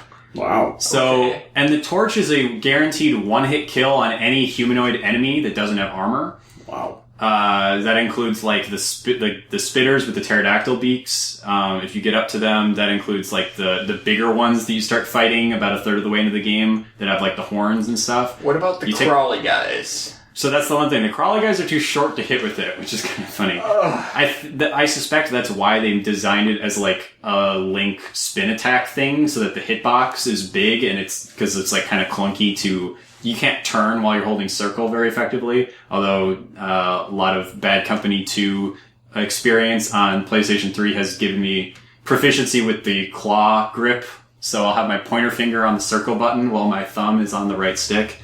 Oof. It's actually not uncomfortable for me anymore. My hands are just like fine doing that because I've done it for so long. It's honestly just reminding me of how people played Monster Hunter on the PSP. Yeah, very similar. Like that always looked fucking nuts to me. Have you seen that, Greyson? No. It was You only had the one control stick, Mm-hmm. so you would move you with the control stick, and then you'd change the camera, move the camera around with the D-pad. So your thumb is on the stick, and then your pointer finger is wrapped around to the face of the PSP, pushing the D-pad. Yeah. And then your middle finger is on the trigger. Honestly, at that point, I'd probably use the first knuckle of my thumb to control the control stick, and use the rest of my thumb for the D-pad. I think it's a little bit too far for that. Yeah, I don't know. Maybe. But it's worse on the PSP, because the PSP has those, like, sharp edges that are, like, digging into your hand the whole time. On the DualShock 3, because I'm playing this on PS3, it's not really uncomfortable. Your mileage may vary. People have different flexibility levels, but... I'm a little curious about this. Is there a performance difference between the 360 and PS3 that you know of? It's a good question, actually. I don't. I'll look into that after, so we can talk about it next week. Because this was... I mean, PS3, 360 generation, there was a lot of disparity between the consoles consistently. Because even though the PS3 had more horsepower on paper, it was a really weird architecture. So yeah, it was like, and this is an Unreal game, which Unreal worked in general better on Xbox 360 just because of like compatibility stuff that was baked into the engine. So there is a good chance that the 360 version runs smoother than this game. not that the PS3 version runs bad. Like, it's fine. Yeah, it's one of those things where like. It would definitely, like, if you're one of those people that's, like, sub 60, oh my god, then you would probably find this game intolerable, because it does fluctuate, I would say, probably between, like, mid-20s and mid-30s. Like, it's not always smooth 30, but it's never bad enough to where I feel like it's really impairing me, because the combat in this game is really slow. Yeah. Like, if this were, like, Titanfall, it would be unacceptable, but it works for this game, like, it's fine. The only thing, honestly, that bothers me is sometimes there's some significant pop-in, which you don't really notice in the game, but during cutscenes there will be parts where the camera like zooms really far over to the other side of a room to look at a character, and the character looks fine, but the wall behind them will have like pretty splotchy textures, and then after a half second they all render in nicely. Like, I was having real trouble with the texture streaming at the beginning of Act 4, and I don't say this lightly. Like, the walls looked like a launch title PS2 game. Okay. I never had... For, like, a minute. Okay. I never had anything like that, but there is one section coming up pretty quick where I had a notable weird... Whoopsies. Yep. Oh, am I vamping during this part? No, we'll just edit that. Okay. But there was one section where I had a notable weird graphical issue when we meet our shall we say compatriot in our field. Yeah. I don't know. Did you have anything that you remember being wonky about that scene, like from a technical perspective? No, that one seemed fine. Okay. Well, yeah, we're pretty close to that. The torch charge was fucking great. Like, I'm super impressed with it. You get iframes during the kill animation, so you can basically be in, like, a really crowded melee with, like, 5 enemies, and you're fine, because as soon as one, like, lunges towards you, you unleash the attack, and you can do the full wind-up during their attack animation. It's so fast. And then you just have a get-out-of-jail-free card, because you're invincible while you're killing them. It does seem a little less fun after the novelty wears off. Hasn't happened to me yet. It's... Having Garcia shout out motherfucker every time he smashes a zombie apart has been pretty enjoyable through and through. And it makes combat encounters go a lot faster by and large. And it's still, I don't know, like, this is a huge overstatement, but it almost has a bit of a Dark Souls vibe to it, because you're, like, trying to gauge the spacing and that kind of thing, and waiting for them to attack so that you can then lunge in. So you can parry them and then fight Pontiff Sulivan. And... It kind of is a little bit like timing the riposte, because you're never going to get it or generally you're not going to get it if you try to attack first, because their attack range is longer, so you want them to go for you and then you go in, but... I mean, it's not like super nuanced. It's just like it's pretty fun, and you can't use it for everything because, like I said, it doesn't work on the crawlers, and it only does when it kills unarmored humanoids. So the crawlers are just a nightmare. I hate them. That's what I have the light shot for. The light shot makes them trivial, especially once we get the monocussioner upgrade. Okay. Oh yeah. Speaking of which, you can absolutely upgrade the damage on that thing. Not when it's monocussioner. When it becomes the skull cussioner. Oh, okay. Yeah. I was really happy about that. I was like, aha, I can throw this in your face, you fucker. Yeah, it specifically has, like, one upgrade, like, because all the weapons have 3 upgrade categories with 5 gem slots apiece, and it has a very conspicuous 1 in the middle and 2 gaps on the sides, and then you upgrade it to the skull cussioner, and then you can upgrade the reloads, the rate of fire and the damage. Whereas before it was only capacity, or reload speed. Okay. Yeah, sorry. Alright. But yeah, so here we've moved through some of the woods, and now we are in this Paula chase sequence. Did you have trouble with this? I died, and it was not comfortable.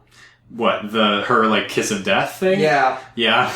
It's spooky. I like how they, like, tweak the camera for this section, where it's, like, they pull it back farther than usual. Because normally the camera's, like, pretty much right up against Garcia's shoulder. Here, if she's, like, within 5 feet of you, the camera's far enough back that you can see her, like, right on your tail. Kind of lights a fire under your ass. Yeah, I didn't actually die during this segment at all.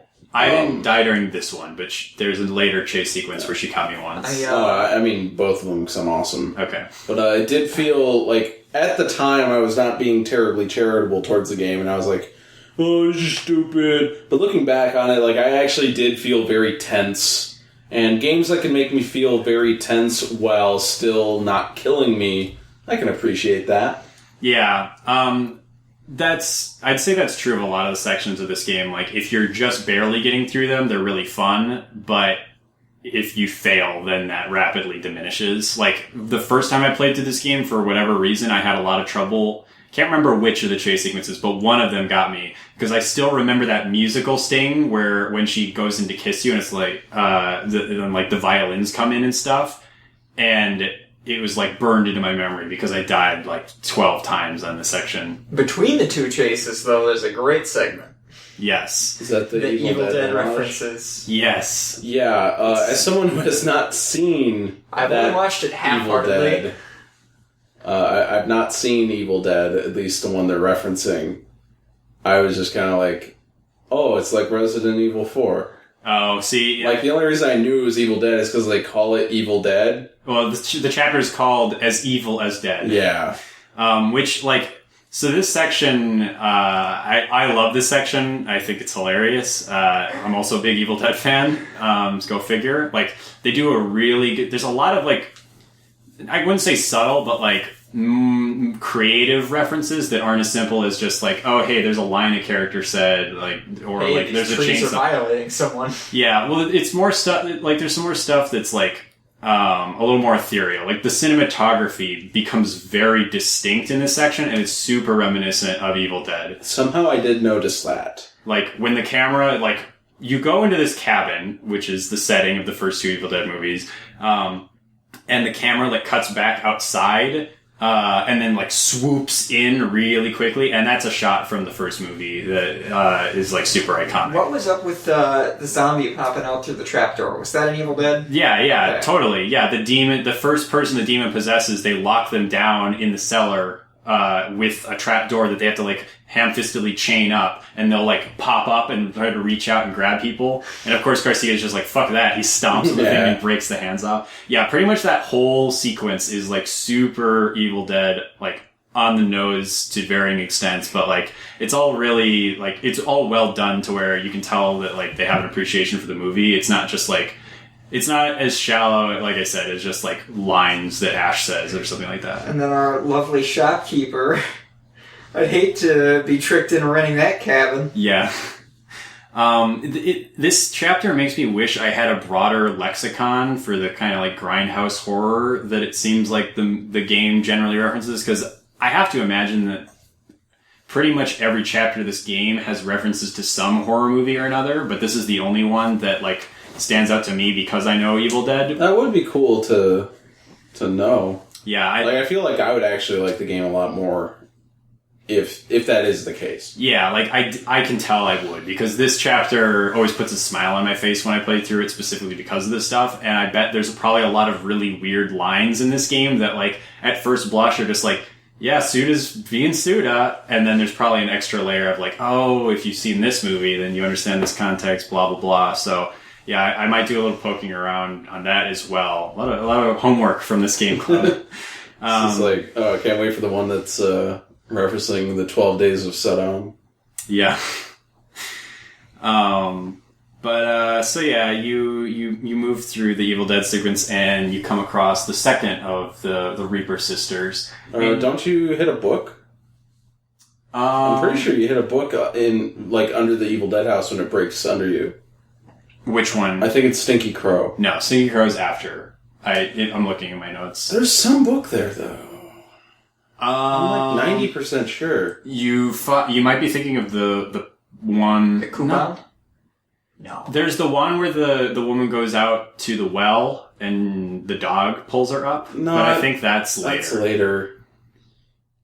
I don't know who would be in this section, but my notes go second Reaper fight, Teeth Grinder, and then Stinky Crow book. Is it the story of his other mistress? What do you mean? It's not the human who fought Fleming and had that's the library. Okay. Yeah, that's way later. If you think of it, let me know. Sure. But yeah, I can't recall another book that takes place before the second Reaper fight. But yeah, I like that they kind of did this sequence as like a triplet of boss fights, because it like they all have the same general structure, but they're kind of like layering stuff on. Like by the time we get to the second one, it felt a lot more interesting, because then you have to like pick apart. There's all the clones, and you have to pick out which the Reapers is the real one. And there's like some little clues of like the glowing blister and that kind of thing that tip you off. That got a little harrowing near the end when there were like 18 clones. Yeah, it wraps up to be pretty prevalent. It was a more interesting fight than the first one, that's for sure. Yeah, for sure. Yeah, the first one was just like concept. Second one was execution. Mm-hmm. Third one was just kind of fun.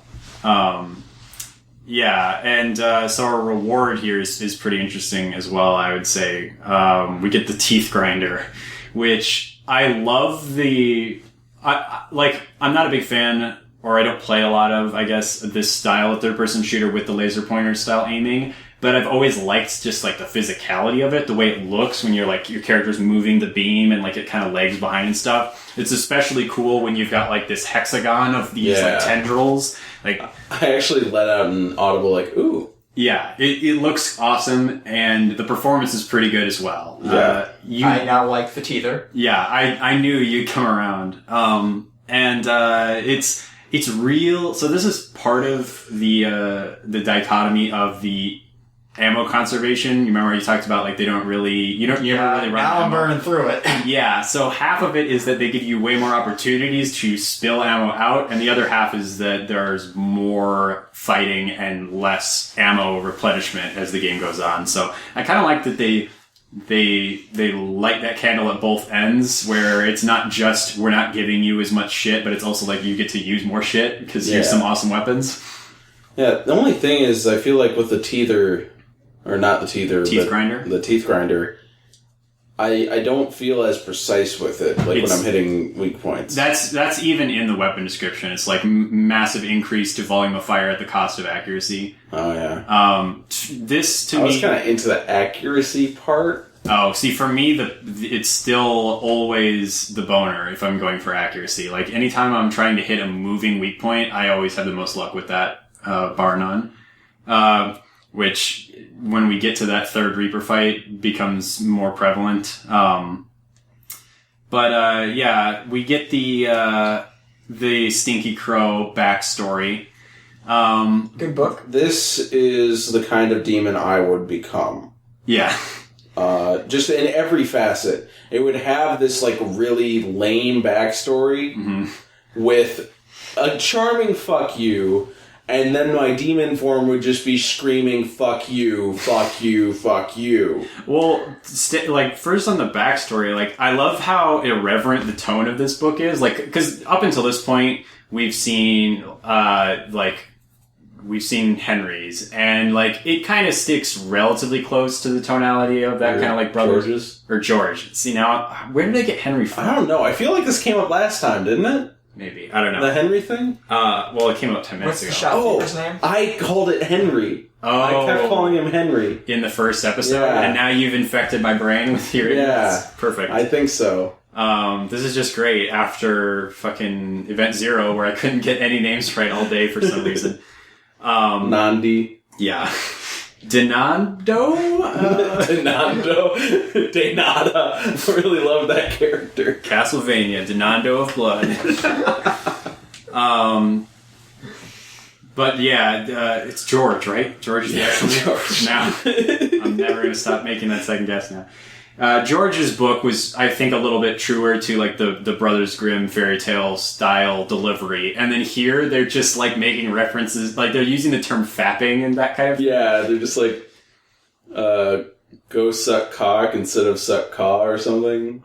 Yeah, there's a lot, like, it's very irreverent. I like that the tones of the books all feel like they were written by different authors. This is the one that Garcia reads, right? Yes. Is Garcia illiterate? It kind of seems like he can't read. Garcia's more hell smart than book smart. He's literarily challenged. He only did, like, the first 2 lessons of Hooktown Phonics, it seems like. I mean, he gets it done, but he takes his time. Sometimes he stumbles over everything. I really like his dumb little Yeah.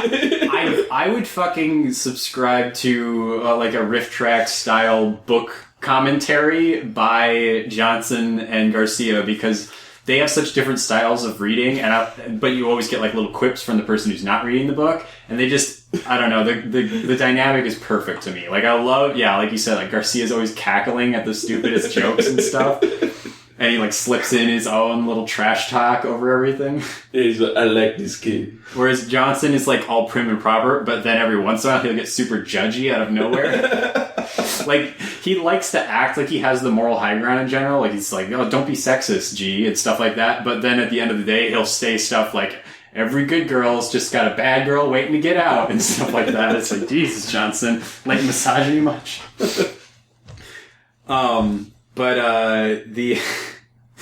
The Stinky Crow essentially is just a shut-in geek who wants to become a fucking bird. Yeah, well, and he gets one over on the entire populace of his peers by jumping off a building and covering them in his gore. Yep. Last laugh is his. And then, like, the teacher looks down and he sees one severed hand with the peace sign, the other one with the middle finger. Yeah. And it seems like by the time you meet him, it's all just middle fingers. Yeah, and then Garcia's like, this kid's got cojones. Yeah. I can actually genuinely relate to this kid. Yeah. Because if you went through high school and you didn't once think, man, I would love to just explode and gore all over these fucking people. 1, you were mentally stable. 2, you were not me. Yeah. Yeah, Stinky Crow's definitely the most relatable. And he's one of the more, like, well-rounded out characters of the boss fights that we come across in the game, I think. Like, I think they probably did the best job with Stinky Crow of any of the boss fights that we've seen so far. Like, you could see why Fleming liked him, but you could also see why he was fucking lame. Yes. Like, we get to meet Big Bo. That's true. Is that what we're going to call him? That's what I call him. I can go with that, yeah. Alright, sure. Big Bo. He does look a little bit like Big Bo. He's got the shaved head, he's got the bill. black. He's just a big dude. Is he black? I couldn't really tell either. I think so. It's pretty dark. It seems like he could have been He's just kind of like a gray. Yeah, he definitely has like olive skin at least, but I couldn't tell. Okay, if he's not black, then I was actually imprinting Big Bo on him, so I also agree with this. Well, I was more just thinking like the archetype. Like he's muscle bound. He doesn't have any sleeves, but he's got like the bandolier and the armored vest and that kind of thing. He's like, probably into geisha girls. Sure, who wouldn't? Sure. But yeah, I love that really just like callous, but like oddly professional meeting between Garcia and we'll call him Bo. We're hard men. And then yeah, Johnson has the tact and delivery to ruin any moment. But then like the guy isn't really plus wise. He's like, no, I mean we're hard, as in we're professionals. We've been through this. Forget about it. But he pretty quickly comes back. I forgot how quickly this chapter moves. I thought it would be like, okay, we'll bump into him again. Yeah, I thought he was going to be a recurring character until the end of the game where he got murdered by Fleming. I mean, by proxy, true. Yeah, he takes on Stinky Crow, who at first I didn't actually realize it was him because his humanoid form doesn't look super crow-like. He's got the beak on the helmet, but he doesn't super have like wings. I guess it's just like deteriorated his suit or whatever, but dude's got some firepower. Yeah.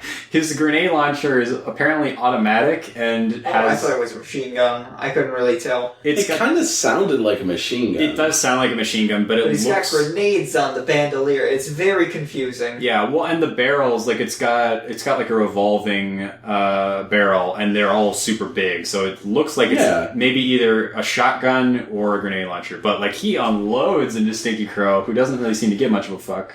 Well, it's not a demon gun, so who gives a shit? Yeah, exactly. That's why we're so potent. That's why there's so much thrust, is because we have the power of a post-demon on our side. Yeah.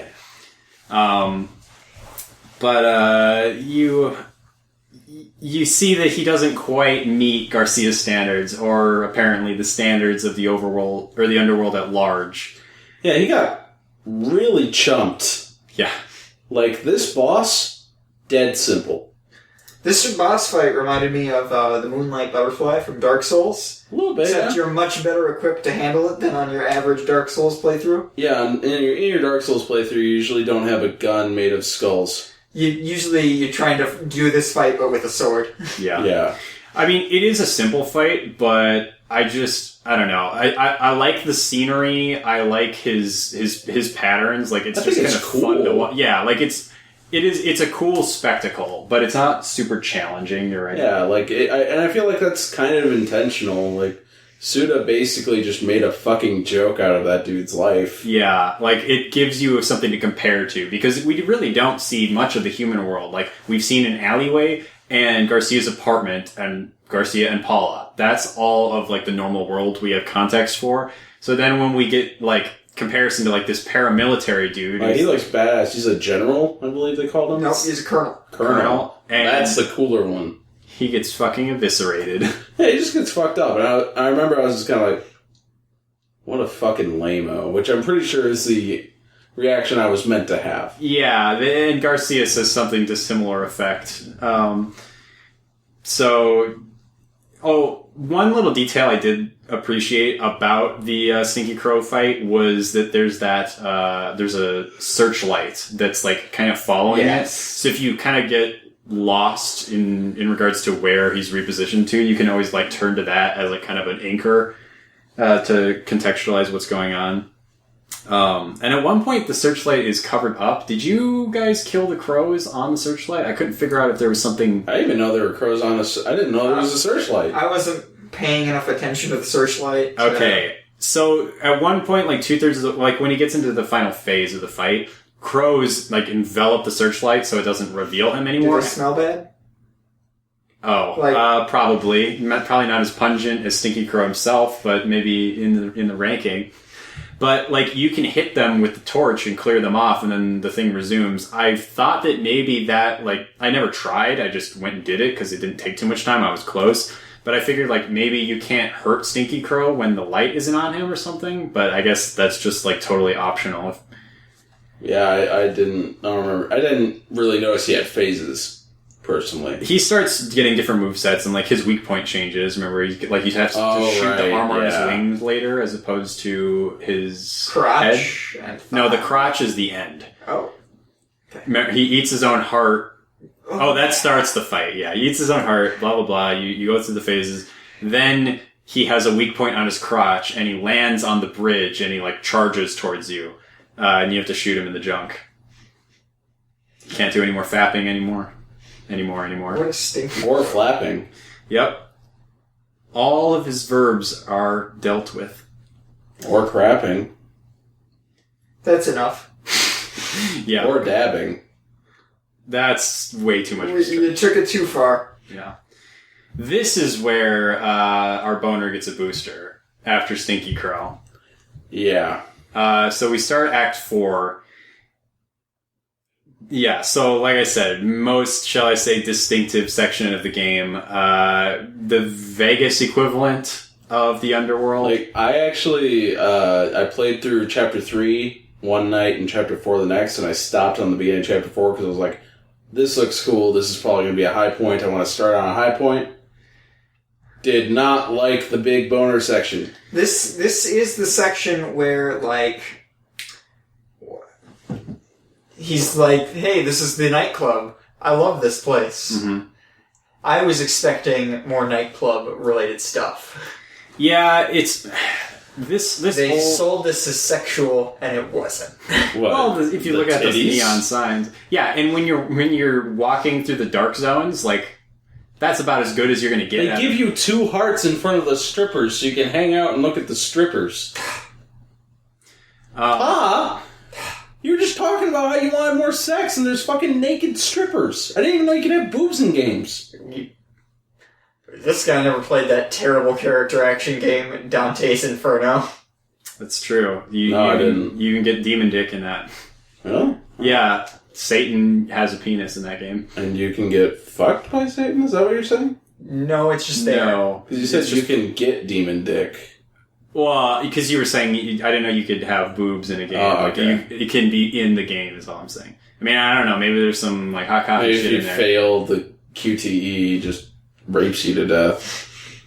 Yeah, I don't know. I'm going to err on the side of probably not. I mean, it would be maybe thematically appropriate considering you're going into hell, but...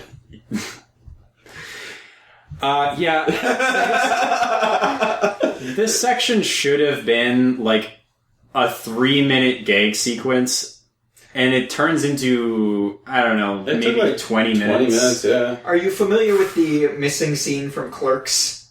No, I've never seen Clerks. No. There's a scene that they didn't have money to make, and in the like DVD releases, it's released in animation form. It feels like that. Like, oh, we ran out of money, gotta fill in this game. Yeah, there's this section that we've played through for this week. Multiple times I was thinking, and it's funny because this never occurred to me the first time playing through it. Like I thought something was off, but I couldn't put my finger on it. And here I'm like, they ran out of budget 3/4 the way through development, didn't they?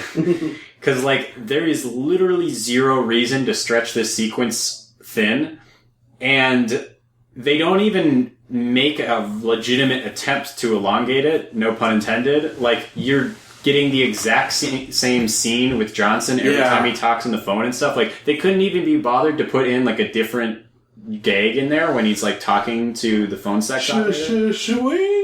Like, it's just disappointing.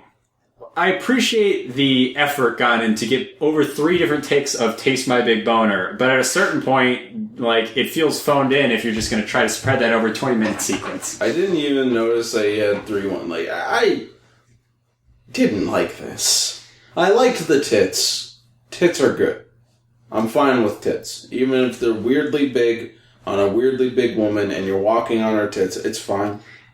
Like, I think everything for, like, the first, like, 30 seconds of this sequence is fun. In, like, the unabashedly stupid way that a lot of Suda stuff is, where it's just, like, there's no irony to it. It's just, like, yeah, this is fucking dumb. But that doesn't work on 20 minutes of thrice repeated content. Like, that's just a bad idea top to bottom. And, like... Yeah. I guess they must have just felt like this game was too short and they needed to pad it or something, because I can't think of any other reason. Like, it is one of the shorter Suda games from what I understand, like, because there's a lot of like side content in most of them, whereas this is a very linear game. So maybe they just felt like, well, it's a $60 game and it's only like 9 hours or so. Maybe we should, well, I guess at the time it would have been like 7 or 8 hours. So like, let's triple the length of the big boner sequence. But like, I don't know. If they wanted to pad, they should have just like whipped up some more combat encounters or something, because this was the wrong place to do it. It's like such a one-note sequence. Like, for me, the theme of this act, like, Act 3, I didn't really... I wasn't really affected much by it one way or the other. It was just kind of like, I was getting better at the gameplay, at the combat, and I was like, okay, I'm getting better. That's kind of nice. So that's cool. It's very, like, mid-game content.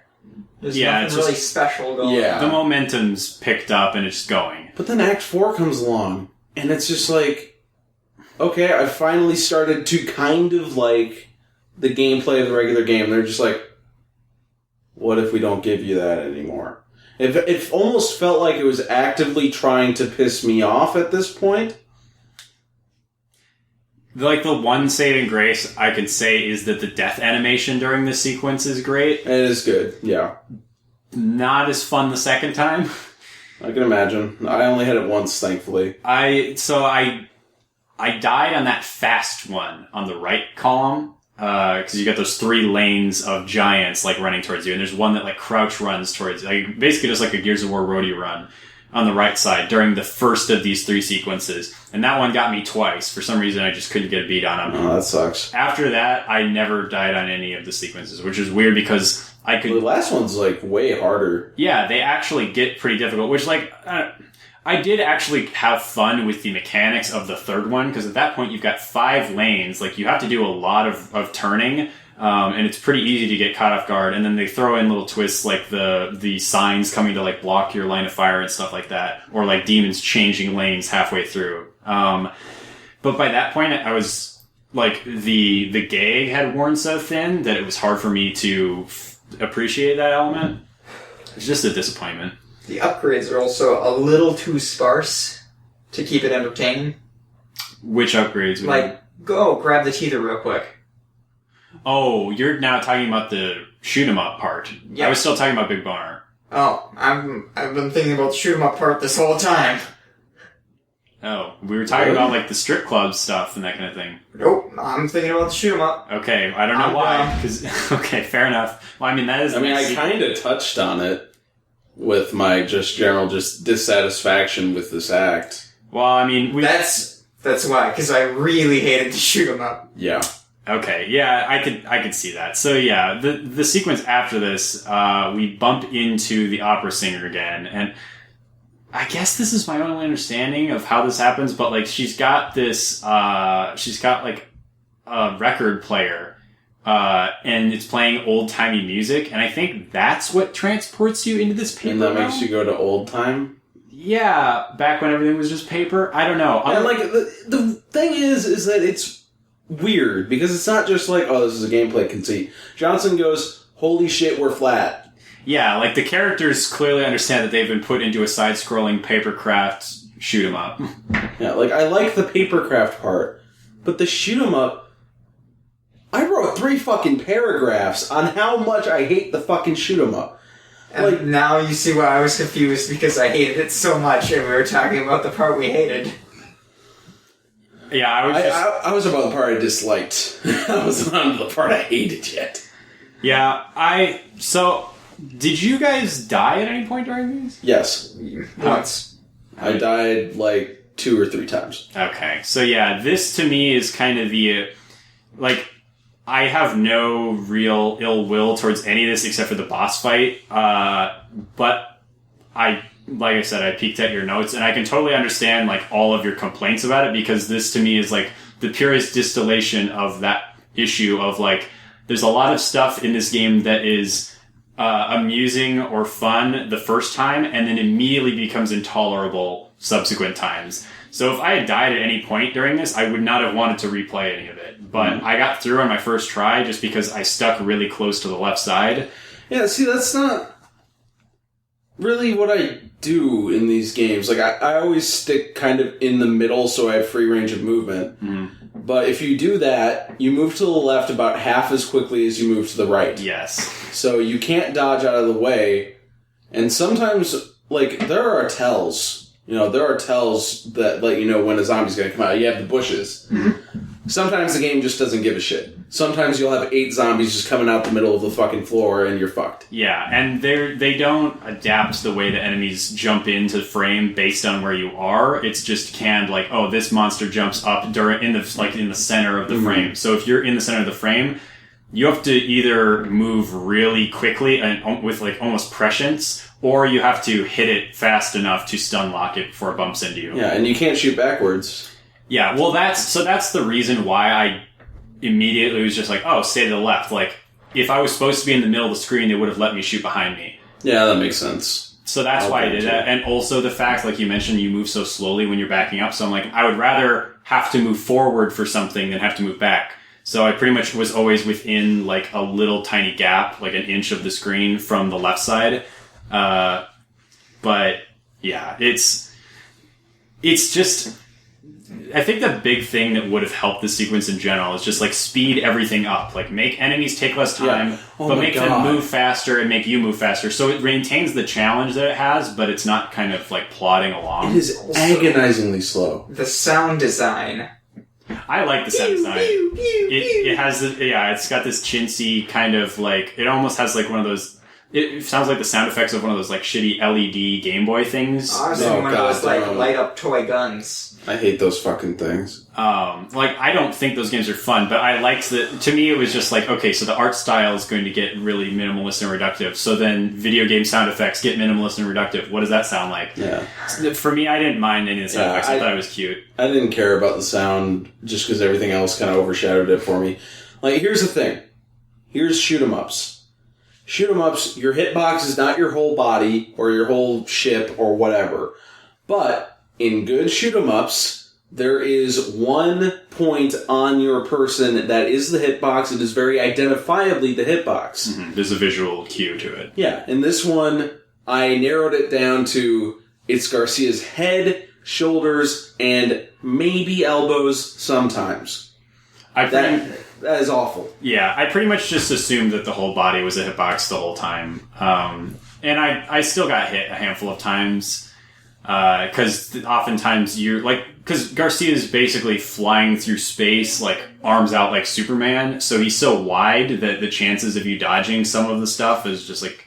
minimal. Yeah. So you're gonna have to tank some hits. But you have kind of a lot of health. You do, but you there's have no iframes. Yeah, there's no iframes. It's like if there's a zombie inside you, you're gonna get hit about 5 times. It's true of life as well. Yes. So in a way, the sequence is a simulation. Inside every good game, there's a bad game waiting to come out. That's probably the truest wisdom we've had on this show to date.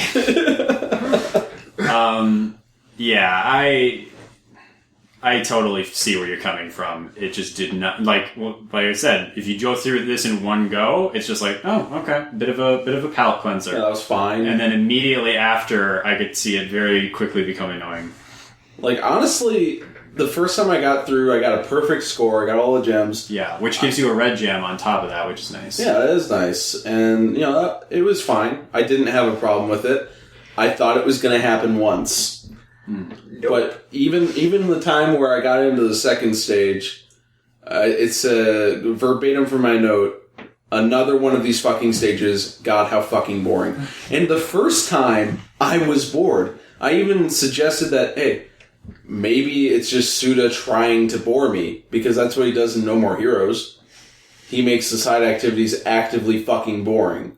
Yeah. Which is something I liked. Like, I thought it was funny. But... in this one, I just didn't get that feeling after the second time, and especially not the third time. Yeah, so most of Act 4 has this kind of weird rule of threes thing to it. Like, that's true of the Reapers, it's true of the sequences, it's The true... Reapers were also wrong. in 3, though. What? The Correct me. Reapers started in 3. I expected them all to be in 4. Yeah, that's or true. all in 3 and then have Birdman in 4, but You're- I guess I got the wool pulled over my eyes. Yeah, you're right. They do start the Reapers. In Don't the first 2 Reapers take 4 breakages to die? I'm pretty sure that's how it is. Because I Maybe. remember... I wasn't talking about boss phases, though. I just mean, like, structurally. Oh, there are I see. 3 Reapers, there are 3 of these papercraft shmups, and you have to do the big boner thing 3 times.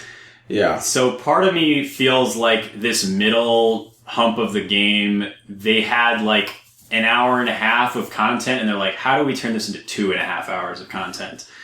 By pissing bread off. No.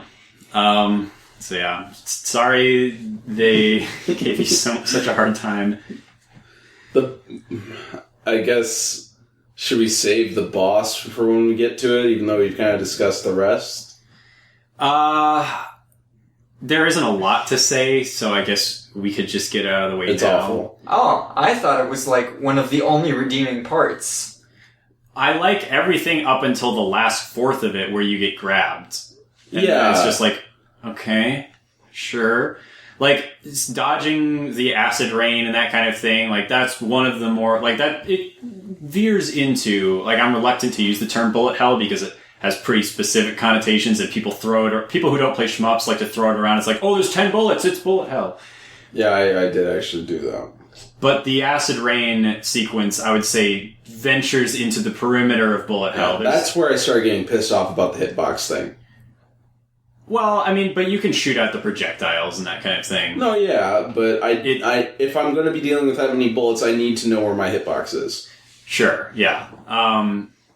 So that whole sequence, I was having a good time. But then she grapples you, and which, like, I didn't realize it was the opera singer at first because, like, her clothes are so different. Like, And normally she's got there's that a gas mask that's not normally there. Yeah, she has a gas mask so she can breathe the acid spray in, I guess, filter it out.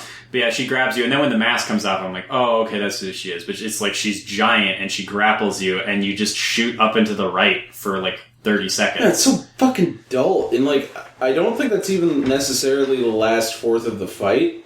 Because I'm 90% sure I had it happen twice. Yeah, you're right. It happens once in the halfway point and then once at the end. I actually forgot it happens twice because the first one, she goes down so fast. But the second one, you're, like, laying into her for, I would say, literally about 30 seconds. Like, it's not difficult because she's actually making it easier on you because you're farther to the right. Acid's not falling that far, and you can lay off her for half a second while you shoot out the ones that come towards you. Yeah, it's weird. And also, this boss fight has the most egregious example of the issues I brought up with George, where, like, it would be so much more interesting if they built on, like, the human story that they laid out before, or, like, had mechanics around, like, their character traits. There's, like, none of that. Like, yeah, it's not like she's singing the acid into existence. There's almost no music during this boss fight. Which is and her stupid. whole character is that she's a singer. Like, Yeah. It's kind of weird that they're like, oh, she can sing earthquakes into existence, but then that never really happens in a combat encounter? Yeah, you'd think the boss fight would be like she's creating like fissures in the earth by like singing shockwaves at you and you have to dodge them, otherwise you'll fall in or something like that. Yeah, or maybe like you have to go in so you can get under her and then like, I don't know. There's like rubble raining down because she's quaking the building and the rooftops collapsing. Something that has something to fucking do with her goddamn powers and not gas mask acid shit. Yeah, it felt apropos of nothing whatsoever. Like, it was weird because they had so much more synergy with Stinky Crow, of like him being a loner character. He lives like way out in the middle of this volcano. There's nothing else around, and like he like forsakes humanity, so he eats his own heart to gain power and that kind of thing. Like, there's parallels you can draw, which to me is like half the point of horror. Horror is drenched in symbolism. Everything is a metaphor for like flaws in the human condition or in characters and motivations and that kind of thing. And there's like none of that going on here. It's really weird. You know what I just thought of, and this is gonna sound like I'm just making a really shitty joke, I'm not. I seriously think this might be the case. I'm wondering if this boss was originally meant to be like Suda, and like Suda got talked out of this because it is the most fucked up thing you could do. I wonder if he was meant to be like a demonic Jew who got sent to the gas chambers. Because this boss makes a lot more sense in that context. A lot more. Wearing the gas mask, using that as an attack, like, a lot of what demons are is like, I use my vice to hurt, or like, the bad thing that happened to me to hurt you. Or like, my obsession to hurt you. Yeah, I mean, like, you could build a case around that. I'd say it's a pretty big reach, because there's like nothing else going on in the rest of the level that's evocative of like the Holocaust or Judaism or anything. Yeah. I think I honestly... It also has nothing to do with singing. Yeah, but like, they dropped the ball with George as well. So to me, like, Occam's Razor says the actual thing was they had a boss fight like all the other ones, and then they ran out of budgets. They didn't get to design it, so they made this shmup. Yeah. Because it's easier, like, it's cheaper to make a 10-minute side-scrolling 2D sequence than it is to build an environment where you, like, learn about, like, you would have to fight the humanoid form of her, which we never do in the game, and then have another sequence where we end up fighting her demon form, which we don't do. So. I don't know, I just really like the idea of Suda having to be talked out of that, honestly. I mean, yeah. Like, just going, no, it'd be cool. It'd be cool, though. Everyone would love it. And the guy's just like, no, Suda. What the fuck? Actually. It's a good fanfic. Complete 180. You know the fish segments? You like mean the light fish? sushi? Yeah. I love those. Right? The music is so fun. Yeah. Well, I talked about the light sushi theme last time when we were talking about the music. Yeah, I love... There's almost like kind of like a world music quality to it. There's like these like kind of almost like Arabian style drumming and this weird chanting.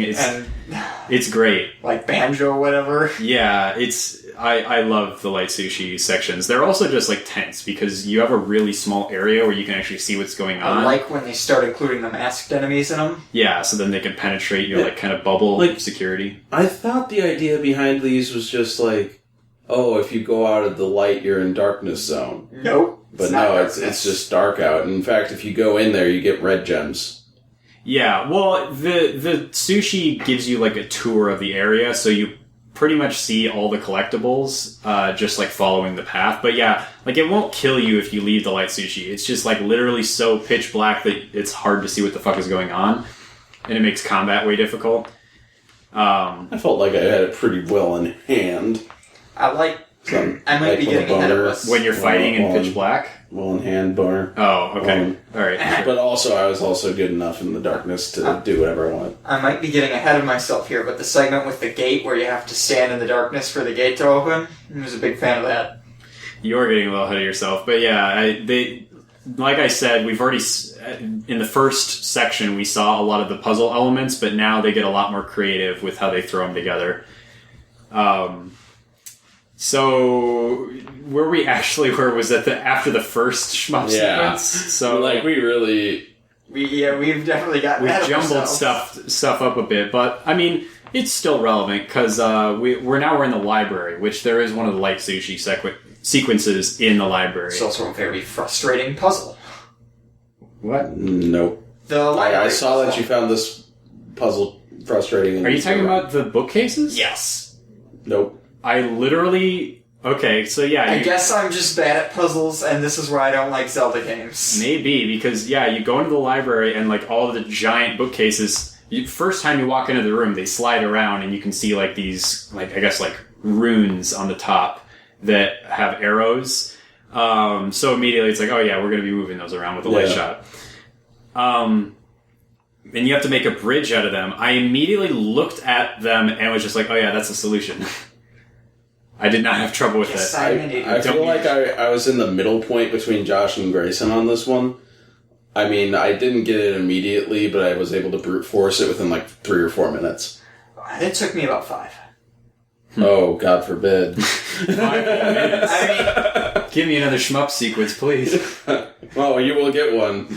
Yeah, I thought it was clever and fun. I did not mind it. I am a fan of the enemies, the electric enemies, except their shots are kind of hard to dodge. Yeah, you have to be really on point for them. I liked it because it reminded me of Platinum games. Why is that? The perfect dodge. Like, you kind of had to have that timing in order to dodge them properly. Oh, yeah, sure. Also, they've got, like, kind of a kamikaze thing when you kill them of that big blast radius. They're so fucking far away most of the time, though. Well, the first one I actually got hidden, and when you're in the bubble, you can't see the radius of it. So I thought it literally was just an undodgeable hit. Like, I thought it literally just blew up and hit everything in the room. And it wasn't until you later fight ones, like, across the room that I was like, oh, it's just a very large AoE, but if you're over here, there's no reason to worry whatsoever. So that, like, really doesn't come into play yet, the suicide part. But, yeah, blowing up their... What do they call them? They've got, like, fuses or whatever. The plugs. Blowing up their plugs with the hot boner and then taking them out. It's nice they're throwing in some more ranged enemies. Because so far, the only ranged enemy I can think of are those pterodactyl things. Yeah, do they have a weak point, those things? Like, I've been shooting them in the head, but it doesn't seem like it does too much more damage. I don't know. I usually just shoot the center of mass because they're so far away, or if I can... Because if they're up on a cliff where it's like you're never going to be able to get up there, then I'll just shoot center of mass. Otherwise, I run up and use the torch on them. Probably going to try shooting them in the legs, see if that fucks them up. Okay, yeah, their head is so weirdly shaped that it's almost hard to gauge what is a headshot. Like, obviously, it's very big, but it's also spindly. Yeah, it also looks metal. Yeah, it's almost like, mechanical jaws strapped onto them. It's freaky design. Like, their head is, like, split open with these things. Yeah, I wouldn't like to be that guy. Yeah, not my scene, but good for them. Yeah, they're making the best of it. Do what they need to do. It's fine.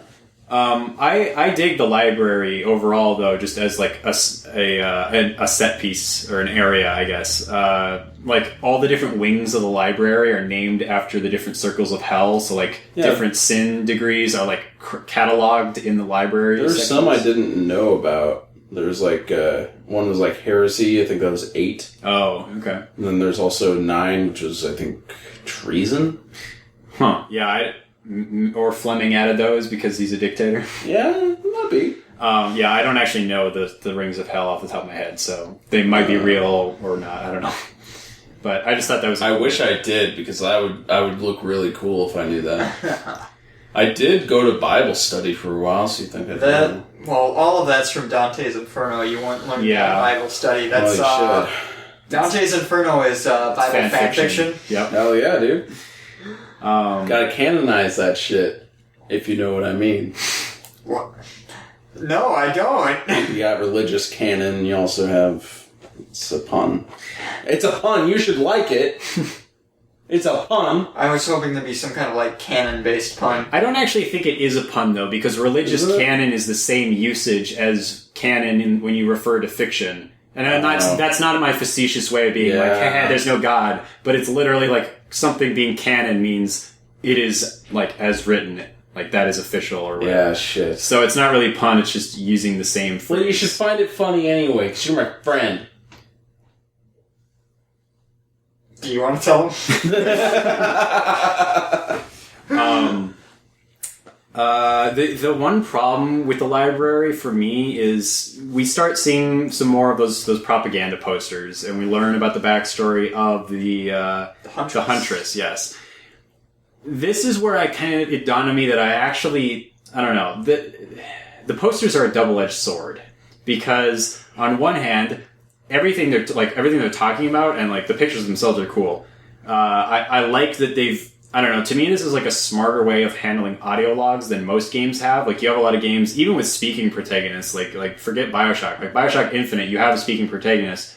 He's listening to all these audio logs, and the only information you get the only like takeaway you get is what your impression is of the information. But it's missing that layer of what the characters think about what they're hearing. Like Booker never comments on this crazy shit he's getting updates on, which feels really weird in a lot of games to me. Here, the characters are like reading through lore books, like basically the equivalent of audio logs, and then they're also giving their takeaway, so you get more of like a subjective view. It's not just like reading the wiki page for the game in the game. Yeah, Garcia's likes jokes. Yeah, I like it a lot. The problem is you're just sitting there, and watching it happen. It's like a non-animated cutscene, basically, where you're reading the subtitles, and that's all.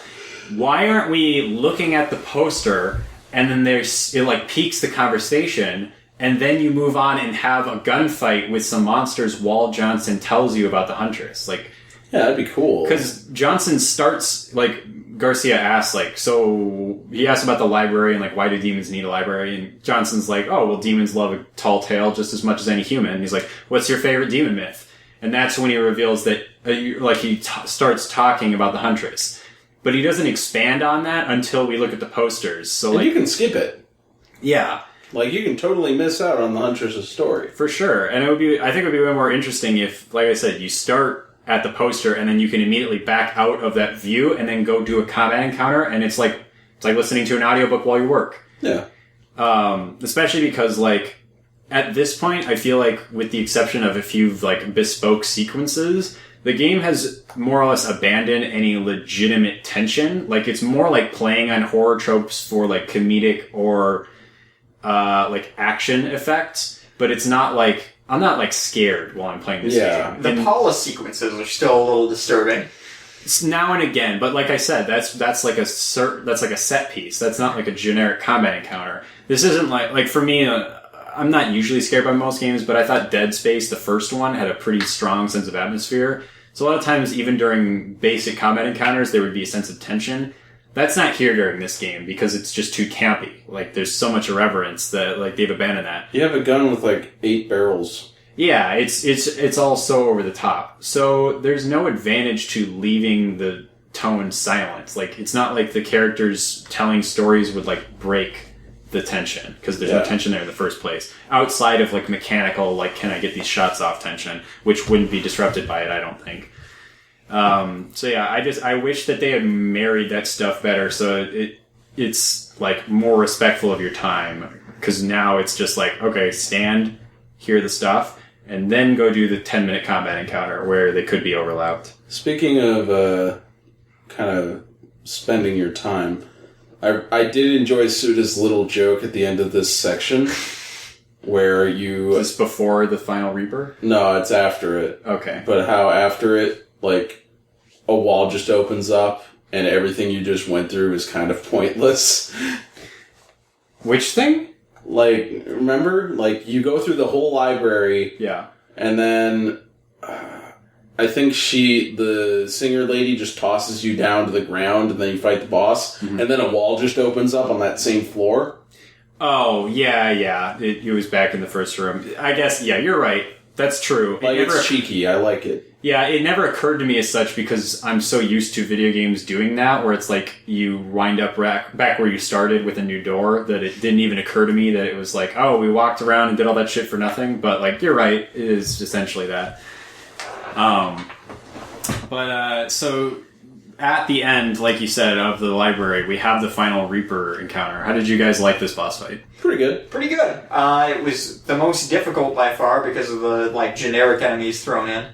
Yeah. No, they seemed really weak once you got the shadow off them, but they did spice things up a good bit. Yeah, it's more of just like, now there's another plate I have to spin, more so than like that plate actually having something difficult on it. Yeah. So I found this one challenging because of, like, my own depth perception, not knowing if the sides were actually coming towards me. Would you say your own death perception? No, I wouldn't say that. I would not say that at all. The sides are actually a little bit hard to read at first, but the thing that I use as a signifier is, like, you're talking about the pink ones, right? The ones that spin? Yeah. Not the things that shoot down at you? Yeah. So the pink ones, they spin slowly when she first tosses them, and they kind of, like, wind up.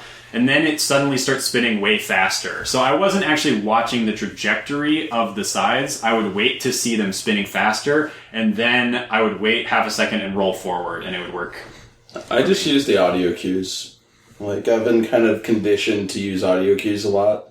The audio cues were what I used for the falling ones, because normally I'm not looking up at them, but I didn't notice a specific audio cue for when they start spinning up. I think they just it starts going swoosh, swoosh, swoosh, swoosh, swoosh. I thought it swished, like, right when she releases them, and they're still stationary, though.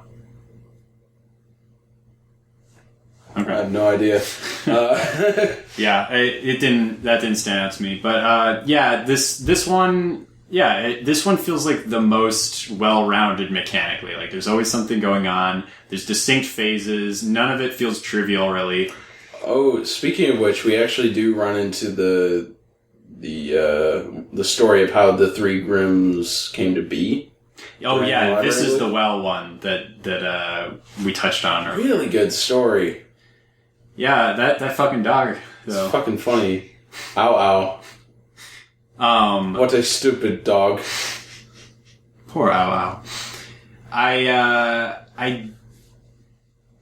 What was I gonna say? I'm excited for a flaming boss fight. Yeah. Yeah, it seems like the game has gotten its footing in regards to boss fights at this point. Like, if they're building up, it's going to be a high-quality fight. Yeah. The one thing, though, so remember how I was talking about how I went for my torch build and then it ended up having one downside to it? Yeah. This is where I realized, like, I really do need to invest in damage upgrades because you can't use the torch on her because she's flying. Holy shit, this fight took me a long time. Yeah. Like, I just did not have the DPS. It would take me 2, sometimes 3 loops of having her go darkness again to break her orb, her weak spot.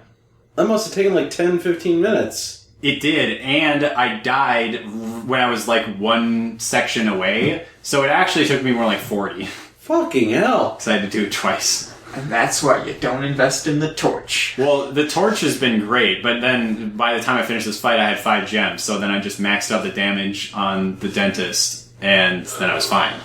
Yeah, at this point I have max capacity and damage on Boner, and I believe also on the dentist. Mm-hmm. Speaking of the dentist, killing the boss gives us that upgrade, so now the teeth grinder has lock-on, and it becomes even more badass because those like tendril barrels now have like a mind of their own. They like kind of like slither around in the air and like point at different spots. That's pretty cool. As they acquire targets. How have you guys been using the lock-on much? Not a lot, mostly for distant enemies. Yeah, that's the thing. It takes a really long time to warm up, which I think is smart because it like kind of reinstills some of that more like deliberate pacing from the beginning of the game, where it's like, okay, I have to keep safe. I have to like back off from enemies long enough to get a lock on. But it has unlimited range, so it's a really good way to deal with like those pterodactyl guys that are really far away at this point because there's no way to miss. You just wait for the lock on and then fire off a few shots and you're done. It kind of reminds me a little bit of the Needler because it's one of those things where like once you you just fire off just enough shots and then you just kind of like wait. You just kind of do the anime pose like you're already dead. Yeah, exactly. You don't even know it yet. But yeah, it's not something I bust out in every fight because it takes so long, but every once in a while there's something where it's like, oh yeah, thank God for this. Sometimes I just end up aiming for a while and then it does it and I'm like, I wanted to just light them up. You can always like release the aim and bring it back up and then it just goes back to normal fire mode. Yeah. Okay. I don't do that. And then here we have the village area. How did you guys feel about this? Pretty long for what it was. This is probably... I don't remember. There are parts of Act 5 I don't remember, but I'd say by and large, in terms of just like the normal areas, like ignoring boss fights and like scripted sequences, this is probably my favorite normal area of the game, just because this has... It almost has kind of a Dark Souls vibe. Like, there's a lot of, like, interweaving of paths and, like, unlocking new paths in spots you've already visited and that kind of thing. It just feels like it has the most, like, cohesive sense of place. Because you're in, basically, like, a football field-sized area, but there's enough content that it'll end up taking you, like, 30 or 45 minutes to get through the whole thing. I don't know. Like, I didn't find it very appealing, like, visual-wise. And so, like, I was just kind of like, okay, I'm ready to go on to the next cool thing to look at. I'm ready. Or I'm running up. I'm going to be here for a while, aren't I? I guess it's just like woodsy village kind of thing. But like, I liked the puzzle section with the fireworks. I like the combat encounters. You have another fight with one of the blister guys, and at this point, he's like trivial as fuck. So it's kind of a power trip there. I don't know. That was good. I liked every sequence of it mechanically, so. I feel like a lot of these sequences are just kind of... They feel like filler. Like, the looking is all that's worth it. Okay. Yeah, this is more of like, it would be nice if we had chatter. Like, it feels like if this game came out now, you would have chatter over the combat between Johnson and Garcia. Yeah, that'd be good. Like, the character stuff is basically what I like about the game. Yeah, I think it's the strongest part. Huge fan of Johnson. I don't even like the situational gags. I just like how Johnson and Garcia react to them. Mm-hmm. Because that feels more like, okay, I can get behind that. Just kind of approaching this with somewhat dry sarcasm, a little bit of witty cockiness. Mm-hmm. Like, I can dig that, but less just like, oh, it's my big boner. Yeah. It's big, it's a gun that's like hold it like my penis. They're kind of like the Rock of this game. Like, they're relatable. They persist throughout the game. They give you like a touchstone to go back to when just weird shit is happening. So yeah, it feels like they should have included more banter over the top of stuff like this. Yeah, like if there was banter throughout this section, I'd be fine with it. Mm-hmm. But like a lot of it feels like, it almost feels like it would be a game I would listen to a podcast during. But yeah. I'm obviously not meant to, I guess. Yeah, I could see that. After this, we end up getting to the cathedral, where we finally meet up with Paula again, and then she's snatched away by the opera singer. Did any of you guys die when the cathedral goes dark? No, but I did take a disturbing amount of time figuring that one out, which... Yeah, I did not think those windows were destructible. Most of them aren't. I actually shot at ones that you're not meant to destroy, and those do not break. Huh. So only the ones with the triggers behind them do? Yep. Yeah. I realized it, like, halfway through my meter burning, and I was already kind of low on health, and I was out of potions at this point, or alcohol, is the word. My kind of potion. Yeah, I call them potions in just day-to-day vernacular. Color them red. Go up to the bar, give me a tall potion. Nice cold potion. Give me a blue one. I want to replenish my magic and health. That's purple, son. What was blue? Blue is for mana. Blue's mana. Red is for health. Oh, Purple's for both. Get your shit together. No, green is for mana, because it's Legend of Zelda that I'm referencing. Oh, I didn't know you were still doing Zelda. Most games have blue mana. No. Yeah, Diablo. Fuck that. Blue means both. That's why it starts with B. I can't think of any game outside of Zelda that has that, but okay. I died during this, and this is where I realized another like extra layer of fuck you when you have to redo sequences. A lot of the checkpoints are fucking abysmal in this game, in the sense that they occur you don't have to replay a lot of stuff, you have to rewatch a lot of stuff. So there's 2 cutscenes here that are unskippable. The checkpoint is right before you walk into the cathedral. So when I died in the cathedral due to the darkness, I had to load, which didn't take that long, but then walk into the cathedral, load the cutscene, watch Paula get snatched away from us, and like there's that make-out scene where she like puts her like weird tendril tongue down your mouth, and it turns out she's possessed. That was pretty rough. You have to watch that a second time. Then you get a quarter second of gameplay with the HUD popping up and stuff, and you walk, and then it cuts into another cutscene where she makes the room dark and pulls Paula through the portal. And all of that takes about 2 minutes. Yeah, it's a good amount of time there. So I died and had to do all that again. That's fucking unacceptable. Is that level of jankiness common in Suda games? What? Specifically like bad checkpoint Bad placement and stuff? checkpoints and Not really. these kinds of things. Like, No More Heroes, I don't think they ever make you watch a numbered fight cutscene again if you die during the fight. Yeah, I don't remember that happening in No More Heroes, and those are the only 2 Suda games I've played. The jankiness more comes from stuff like the weird animations and like general lack of like polish in presentation, but that I don't know that that's like a recurring problem for his games. So they need to send these to CD Projekt Red to get some more polish on them. All right. God. Christ. But yeah, there's like no fucking reason in 2011 that is a problem. Like, Jesus Christ. And then we have the aforementioned Papercraft boss fight. We already covered that, so that's Act 4. Yeah, I guess that's it, huh? Maybe we shouldn't have talked about it because we like sucked the wind out of our sails a bit. But yeah, you go through the portal, you go through the last I shmup was sequence. a little disappointed with the ending of it, where you just kind of walk past her as she's crying. Yeah, there was like little closure as well. Does she die? No, you just kind of like render her useless. It's just kind of like adios, puta. Yeah, and then walk by. You go into these tunnels that lead you to the catacombs. Oh yeah, we also have the story about her. She was fat once. Oh yeah, that's right. And she desperately, she was willing to give up her voice. That's the other thing. Her story was about her being willing to give up her voice just to be beautiful, but then she still has her voice, and she's beautiful. Yeah. You think But she's dead. Yeah, I guess, but I guess maybe the idea is like, because Fleming is like the devil archetype, he's like, you don't need to choose, you can have both, like give in to all of your maybe desires or something. It might be because she literally ripped her own vocal cords out and he was just like, nice. Props, here's some ethereal singing for you. Yeah, you get to sing and be pretty because you went pretty hardcore on that. Yeah, I don't know.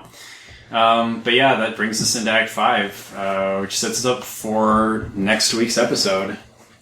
How are you guys feeling at this point? I hope there's no more gimmicks.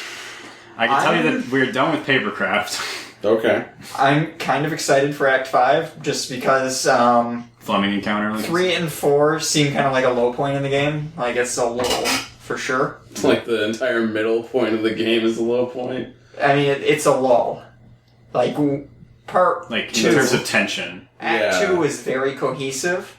Yeah, Act 2 is pretty solid. Mm-hmm. And these ones were just kind of, they felt a little messy. They felt like you could have switched them out and not really lost much at all.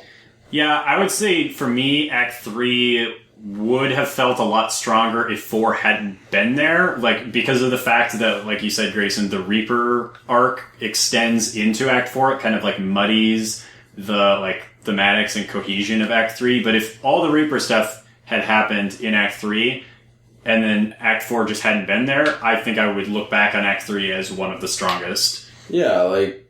Because there are a lot of really good encounters. Like, the second Reaper fight is a lot of fun, and there's the swamp stuff that, by and large, is pretty cool. Yeah, I like the swamp stuff well enough. Yeah, but a lot of Act 4 is a mess. It's definitely the low point of the game. Alright, well, you all know, play through the end by next week. You know the drill. Yeah. Write in to sharewarepodcast@gmail.com with your thoughts on the game, or maybe thoughts on another topic, like what is a tweak you would make to your favorite game. Until then, this has been Josh. And Brett. And Greyson. Thanks for listening. Adios, muchacho. Did I do that for the last one? I don't know. I think I did. Adios, putas. Yeah, there you go.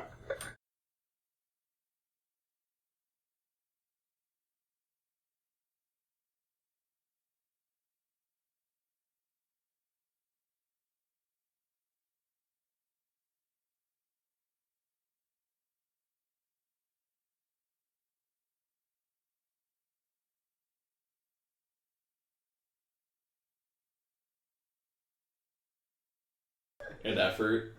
Your initials would be BA. Wait, your initials already are BA. My last name is Anderson. That's the... you didn't hear that, podcasters. I mean, It's probably come up before, but... I guarantee you've said your last name at some point. So, yesterday, I had a lot of shit to deal with because my drains were backing up. Get it? Yeah. Was that literal? This one? Yes. Okay. So, like, anything that went down any drain in the house came out in the basement. Oh boy. Yup. So are we talking like just like flat out cards on the table, just like feces on the floor? Yeah. Okay. Oh wow! I didn't And think it was turns that out the bad. blockage was on the way to, like, the city main. So it was like a serious blockage, like in a 4-inch pipe. Oh, wow, okay. So And that's the the pain. magnitude. And this has led Brett and I to wondering, yeah. where does all the shit go? Where does it go? Like, it What goes do we to do the with waste processing plant, but what happens to it from there? I would assume it's a mix of... Do they just chop it up into really tiny pieces? Like, I mean, Just most kind of of reintroduce it? that I would water assume- gets re-drunk. But Yeah, you filter out what is usable from it. And then, in terms of... I mean, the feces itself, it's probably not most... Well, when you drain the water, you might need to chop it up, now that I think about it. You know what? I think I It'd do be remember like- there's like some kind of grating or something, and it just kind of gets pushed through by the other shit. Yeah. It's just like a shit apocalypse kind of going on in there. Mm-hmm. It just Or the shit train. yeah, gets pushed through. I don't know. But like, what happens Like, it can't to go to the physical ocean. mass? Well, that's what I was going to say, is I bet a decent portion of it does get dumped into the ocean. Or How about here? We live in the middle. They don't send it down the Mississippi because other cities use that for their water. And a boat. It's just... It's like the sharing the boat man. It's just like, give me 2 pennies and all of your shit. We will go down the river Mississippi. It's built of like compacted shit that's had its water drained. It's like hard as a rock. Yeah, But I like, don't know do what. they fertilize farmers' fields with it? Ooh, that would be good. There's probably a lot of it that goes to manure. But like, they get it. They must clean it because you can't fertilize with night soil or everyone dies. What is night soil? When you use shit as a fertilizer, Regular shit. Yeah. like the Martian. Yeah. Okay, you see? Good to know, because if I had ended up in a post-apocalypse scenario... Well, no, you can use your Or own Mars. because that's your own germs. But if you use someone else's, you'll get sick. Well, I mean, I wouldn't be living Yeah. alone. I remember there being... Where the fuck was this? It was in like one of those old Disney collections, you know, where they get like the cartoons from the 30s and 40s and shit. Like the Donald Duck Hitler one? Yeah, like all the shit that is no longer culturally relevant, Like except the to go like, VHS whoa, compilation that's fucked tape? up. Well, it was a Blu-ray, but back then Disney used to do a lot of like public service announcement and shit like that. Like it wasn't all just entertainment. So there was one video in one of these that was like about. For some reason, I don't know what the audience was for this, but at some point they were bringing up like crop management techniques, and they were talking about how like, oh, like this such and such shitty farmer, like he just takes a shit in his own farm sometimes because it's the middle of nowhere. Who gives a fuck? No one's gonna see him. It doesn't matter. It's like, and then everyone who eats his crops gets sick because he's using his own feces as fertilizer. Poor poop farmer. But then that begs the question: why is animal manure good? I guess it's just because their bacteria is within like the ecosystem of. Well, we're used to it for one. Well, I That's guess true. it's like you can't get your cat sick with your germs. Maybe it's like that, but you're eating other animals' shit. But you can get E. coli from beef and lettuce Yeah. that from Yeah, but that's like cow rotten worms. meat or like something Raw like that. meat. Raw meat. Yeah. Yeah, it's maybe shit's better for you. Shit's better than raw meat. Maybe. I found out recently that 60% of the mass of feces is just bacteria. Mhm. Just straight up. Reddit. As opposed to like, it was on Plant Reddit. waste. Yeah, like plant waste and like decomposed meat and whatever you ate. Like most of it is, like more than half of it is just straight up germs. And all the weight you lose is lost through exhalation. Hmm. It's just like carbon dioxide leaving your body. That's how you lose weight. This is kind of relevant. I was on something awful the other day, and I was in As general you will. bullshit, and I saw a thread that said, I took a picture of maggots going to town. And I clicked on it. Yeah. And the guy was like, okay, look, this is seriously a picture of maggots. Do not scroll down if you don't want to see a picture of maggots.